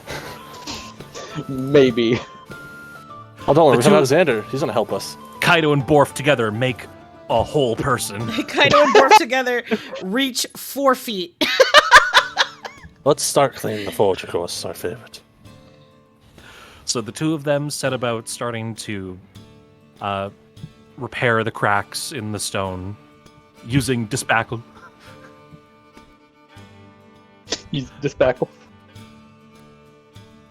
I'm not making it angry. It'll take you a couple of days, most likely, but Is that, you start making some fairly decent progress at repairing. Xander, are you helping us? Alexander would have popped by at some point and offered to help however he can. Yeah, I so would've between the three of you, it'll still take a couple of days, but you should be able to repair the house fairly decently. And that's assuming y'all plan to stay at this place for a couple of days. Well, we'll repair it until then, until somebody goes up and says, "Hey, we need to leave." Because I do believe before today's session ended, y'all wanted to visit Hyef. We Yes. do want to go find here. If y'all don't mind getting a small break so I can get us some bathroom and drinks and snacks stuff. It's probably Yeah, better. now would be the time. I'm good for a quick break. And I am just remembering that the music can overpower you guys' voice some. So A little I'm bit. gonna turn down the music so that it's still just ambient. Yeah, It's quite jaunty and catchy. I like it. I do. It is good. I would like for us to all at least have a meal together. Of course. No, for sure. I do need to go to the bathroom really bad though. So I would like to think my music selection is not the worst. it's real good. Oh, it's amazing. Very good. I'll be right back. Actually, I need to refill my drink as well real quick. So I will be right back. Sorry.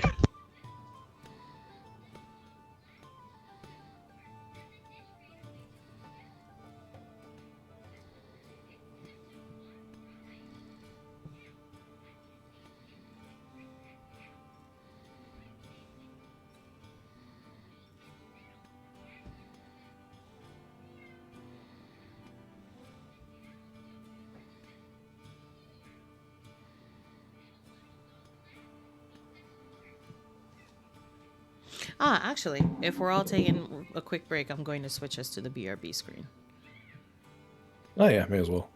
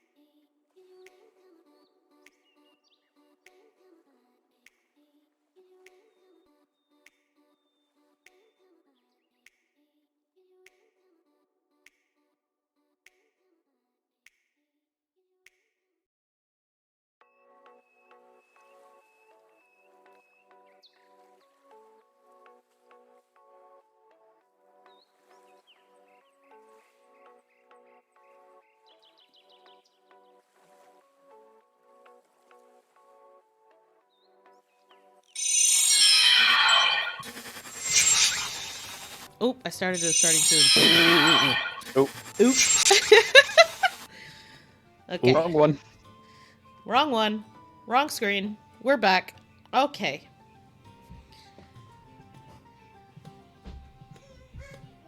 Whoa. Wow. Hello, everyone. Wow. We're back. Wow. Wow. Wow. Wow. Wow. Wow.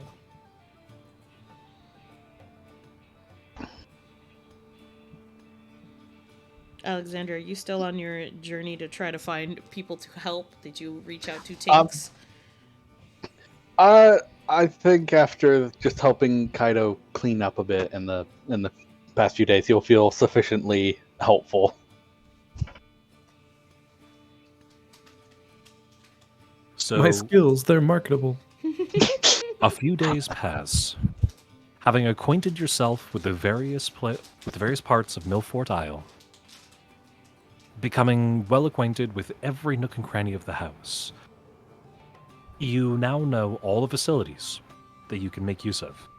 Between the fully stocked kitchen, the forge, the arcanery in the basement, libraries, modeled rooms for each of you. Apparently, over the last few days, builders from Nazir have come to improve upon the house, patching up holes alongside Kaido and Alexander and Borf, presenting more materials, restocking the kitchen, and modeling guest rooms and bedrooms for each of you. Even if Shmali is not going to use his. I got my hammock. Mr. One Tree addition Man. was built onto the house in the last few days. The windmill was moved away from the house slightly to build on an addition. Basking in the sun, you now have access to a map room Oh. where you can plan out your next navigations, keep track of various missions and quests, and plan your expeditions. The Queen was also kind enough to use her network to give you a list of available sailors across the many nations who are looking for work. Masters in their own specialties, who she believes would make excellent additions to your crew.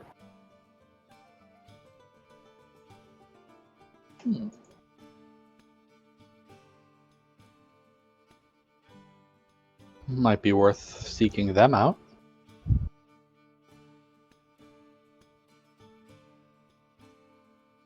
Fully would be good to have them.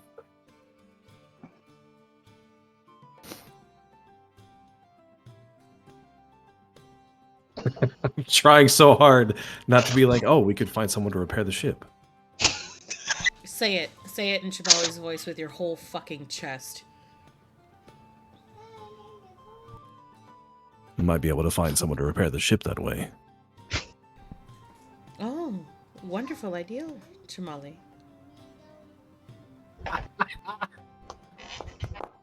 Kaido's going to take 3 points of emotional damage.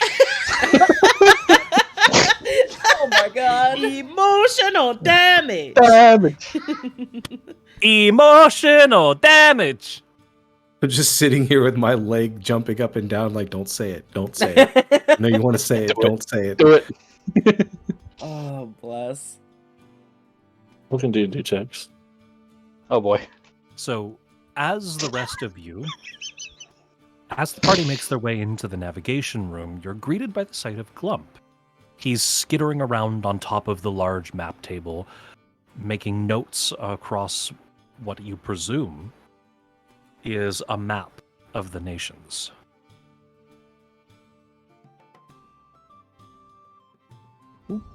He has made specific notes for 2 areas. Hello, Raiders. Welcome. Yeah, hello, Raiders. Welcome in. We Hello. are just Hello. finishing up our session for today. You see that he has marked 2 areas in particular. By Glump's suggestion, you would find the most success traveling now either to Yafutoma to get the barometric engine installed, or trying to sneak your way into Valua to get the weather coding.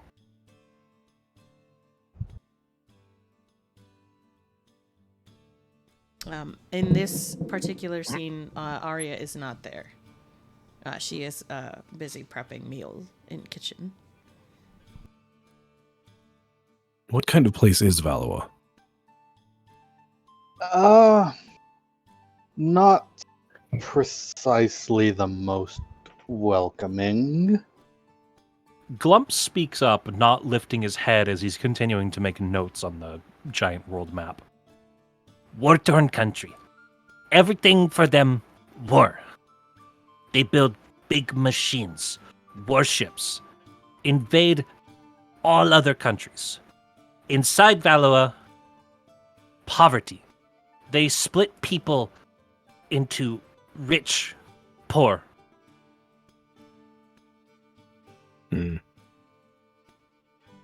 What was the other option right now? Nobles treat country like dirt.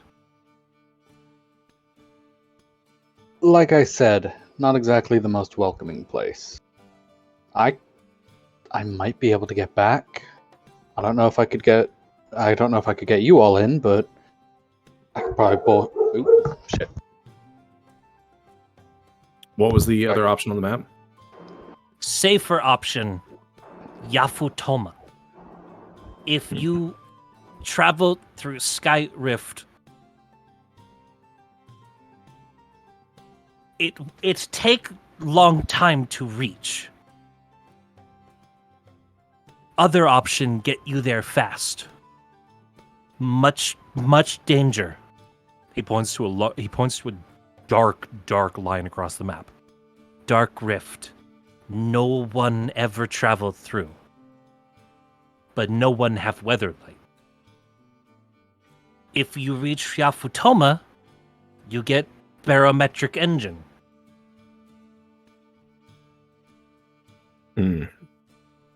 If you find brother Jub, he master technician. Jub! God! Install engine with no problem.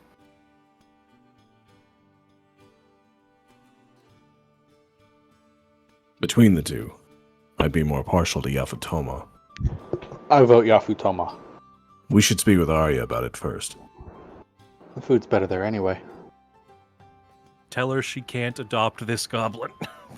You cannot tell I'm not me. telling her that. Damn well I'm adopting every goblin. Do not stop me.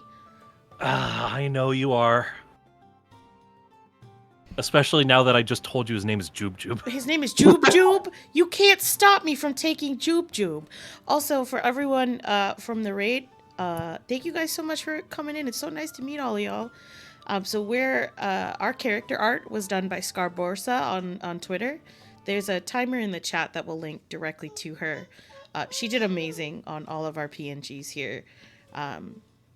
What else was I going to say? Oh, we also have 2 commands in chat because I have put it upon myself to adopt the Goblin Brother NPCs that Oni has put in the campaign. They're just super cute and I can't handle it, so I take them. So if you do ! Borf, you can feed Borf a gold coin. If you do ! Glump, you can feed Glump a feather, because each Gobbo brother eats something different. Thank you, Saucy. Yeah, Scarborosa did an amazing job on all of our art. Well, I think our destination is decided, barring anything Arya might say.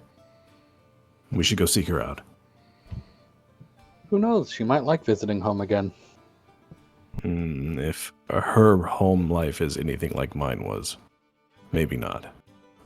Yeah, no, the Gobbo brothers, Jub, Glump, Kief, Borf, and Dave. Nuh-uh, no shot. No shot. No, there's not a Gobbo named Dave. Okay. Yeah, his name is John. His name I is don't Dave, know. and all he says is Dave. Dave. I don't know. Dave. Jim might be onto something here.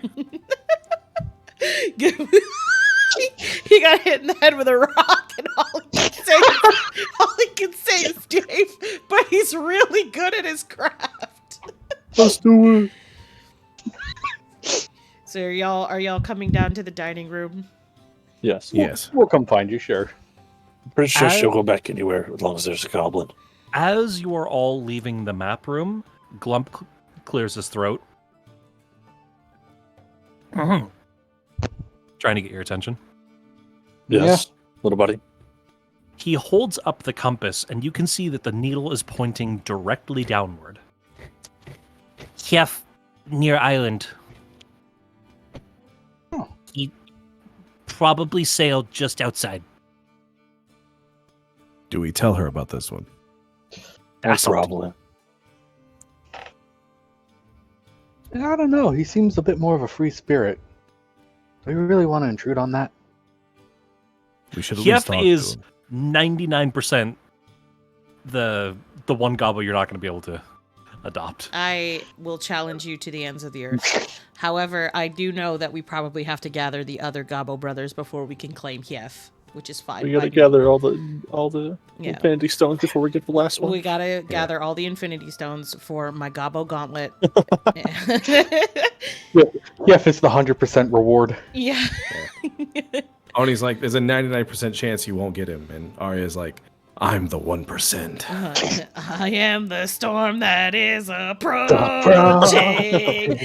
And it is I am the it's storm accurate. that is approaching. It's accurate because I have wind magic, so I literally am the goddamn storm that is approaching. Each goblin hair now on- just has a sneeze every time she gets close, like Yeah. something's wrong in the air. The air on the back of Hief's neck is standing up. So, the fuck? with a plan in mind, we can either end it here for today, or you can inform Arya of the plan and possibly meet Hief. Inform. I would. Oh, I was gonna say, come down for dinner, inform us of the plan, and we will meet Hief at the beginning of next session. Sounds good. Sounds fair. Then we head downstairs, find Arya. As all of you enter the dining room, Arya has prepared a vast feast of foods. He kind of sits down, takes his gloves off and whatnot. Just Come in, everyone, have a seat. There's just trays and trays of various Yafutoman dishes. Like, just, she's pulled out all the stops. It's all of her best recipes made to perfection. The smells and the sight of it. The dishes are also very pretty looking, and everything's got a little bit of a aristocratic flair to it. It feels like a meal fit for royalty. Alexander is immediately finding the closest chair and picking and like trying little bits of everything. Jamali's just looking for the most familiar looking dish. He's had his fill of foreign food for a little while. Shamali, here. Try these. Try fucking these. Jim. I promise you, they're safe. It's a tray of steamed dumplings. Yeah, Glump, I trust. Borf, and Kaido get high chairs. No. As Arya is offering a dumpling, Alexander's immediately just gonna reach over and grab one and start munching on that. Oh, so fucking good. So, as you all begin to eat, you inform Arya of the plan. The idea is to either take the long route or travel through the Dark Rift and make your way next to Yafutoma, the eastern skies of the Blue Moon. Oh, why are we not going to Valua?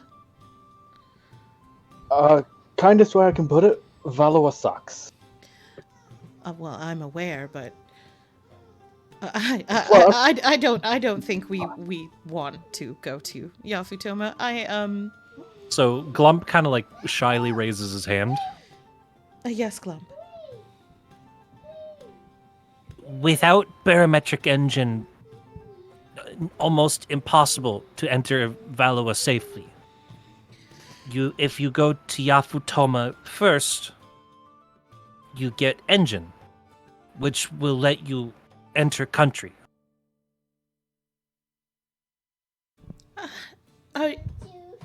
Glump, are you sure? Are you absolutely 100% with all of your body and soul sure that this... It either that or sneak in through slave tunnels. There's Trust a me. goblin in your country.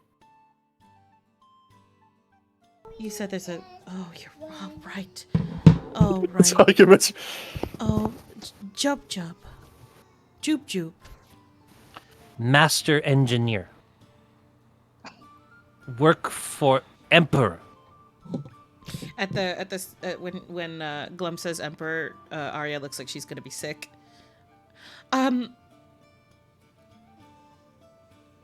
Excuse Tiggs me. takes note of that. Excuse me.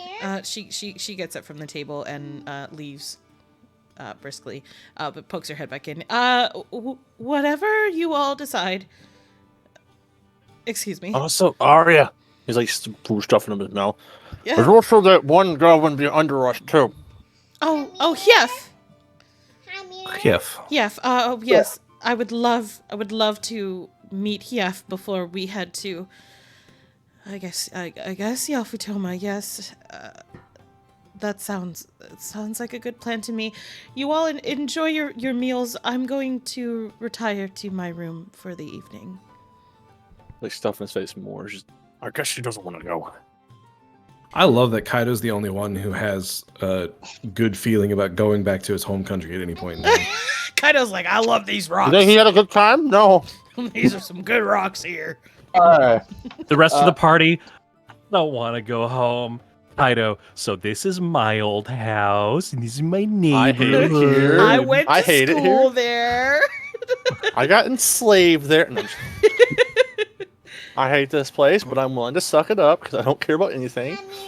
Give me 1 second, Between okay? 2 bites of food, Alexander's just okay. Tinks, you're the last person. You don't hate your home, do you? I don't hate my home, but I not fond of the people. Oh, damn it. Great, we all have home issues. That's grand. Okay, well, Welcome to D&D. Parent issues and home issues. Yafutama it is. This'll be grand. He goes back to stuffing his face. These dumplings are delicious. Oh, they're Tinks is just top kind of notch. staring at the table, overwhelmed at all the choices and not eating. I have something. 1 second. Oni, I'm gonna DM you. Walkie dokie. Un momento. While Tinks is like overwhelmed with choice, Alexander's just kind of like picking what he finds is good and tossing it to her plate. Like, oh, here, try this. This is delicious. You gotta have this still. Oh, this next. And just stacking her plate. Is this a normal amount that people normally make? I don't fucking know. I'm just eating because it's all good. He said, I don't fucking know. No, Alexander doesn't know. He's just like, hey man, this is a lot of food. I'm chowing down while I can. Whatever's pocket safe, Tinks is putting into her pockets. And then anything else she's slowly eating.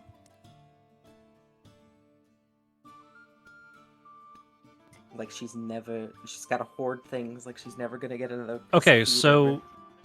has everybody in the party been eating the dumplings? Yeah. Yes. So suspicious. Uh-oh. And we're all dead. Cool.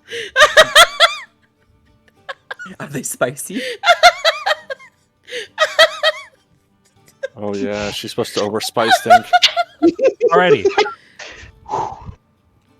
Shamali, I need you to roll me a Constitution saving throw at disadvantage. Oh no. Oh, baby, I'm so sorry. Yes. We're all gonna be dead on the table. Was it dumpling roulette? Yes. So as everybody's biting into the dumplings, Shamali reaches out, deciding to partake with the rest of the party. He picks up a dumpling and biting into it, the rest of the party can see a cloud of crimson red smoke and spice. As Chamali bites into it, his face going red under the mask, sweating profusely as he face plants the table. Can we get He's another still muffled conscious. scream? Oh, honey. Can we get He's another still muffled conscious, scream? but he was not prepared for this. Can we get another I'm fanning him. muffled scream, please? Oh no, he's just out cold. That's it. He's Done. That is the last Fanning time he him trusts with a foreign food. napkin. That's the third strike. Arya comes running back in. Oh my goodness, I forgot. One of the dumplings. Oh. I think we found it. Found it. Oh no. I'm so sorry. There was a batch of dumplings that I was trying to use the new spice with, and they didn't come out right, and I just noticed that one was missing from the tray. Oh, Chamali, I'm so sorry. I'm gonna check his pulse. Yeah, is he still alive? Is he alive? The man's immune to poison, but he has two weaknesses: foreign food and crossbow shots. Got good rolls, but God forbid the food's killing him. Food is somehow the most dangerous thing to him.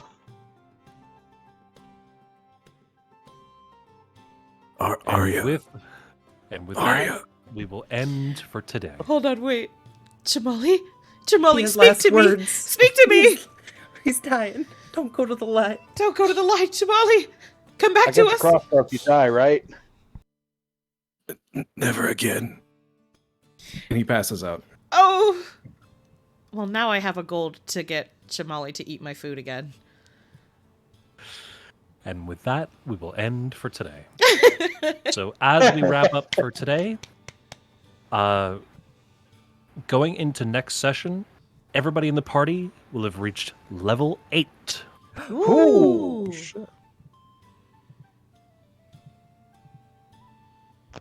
Let's go.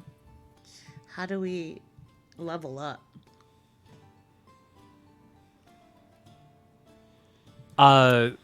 So when you go into your character sheet, Mm-hmm. you'll go to features. Yeah. And where you see your class under class level, click on that little drop-down menu and Oh. hit level 8. Bonk. Mine was take average, Level- right? Level 8? If you took average, it will have already been checked for you. Okay. I did not check average. I'm level 6 Nice. right now. Level 8? Yep. Yep. Oh my god. So I will fill in everybody's character sheets for next time with all of your new goodies.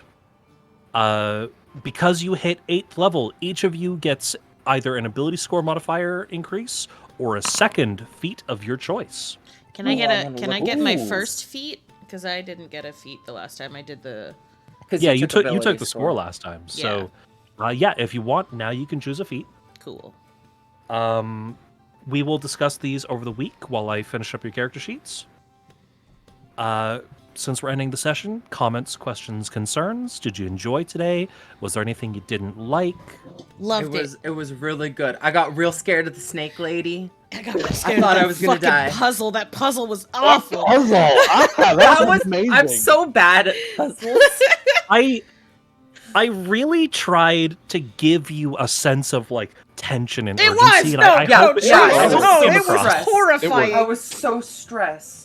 All right, I'm going to everyone, thank you guys so much for the raids. Thank you for hanging out with us for our sessions. We do these every Saturday, so stay tuned next Saturday for us to meet Hyef and go to Yafutoma. Gonna be some very interesting developments on that.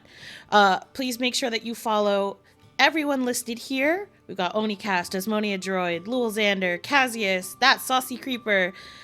They're all wonderful content creators, and they do things outside of D&D that's just also really amazing and entertaining, and they're all very special, and I love them dearly. Say goodbye, everybody! Oh boy. Bye. Stay Bye. hydrated. Drink your fucking water. Oh, God. Drink your water. Goodbye! Hydrate and hydrate.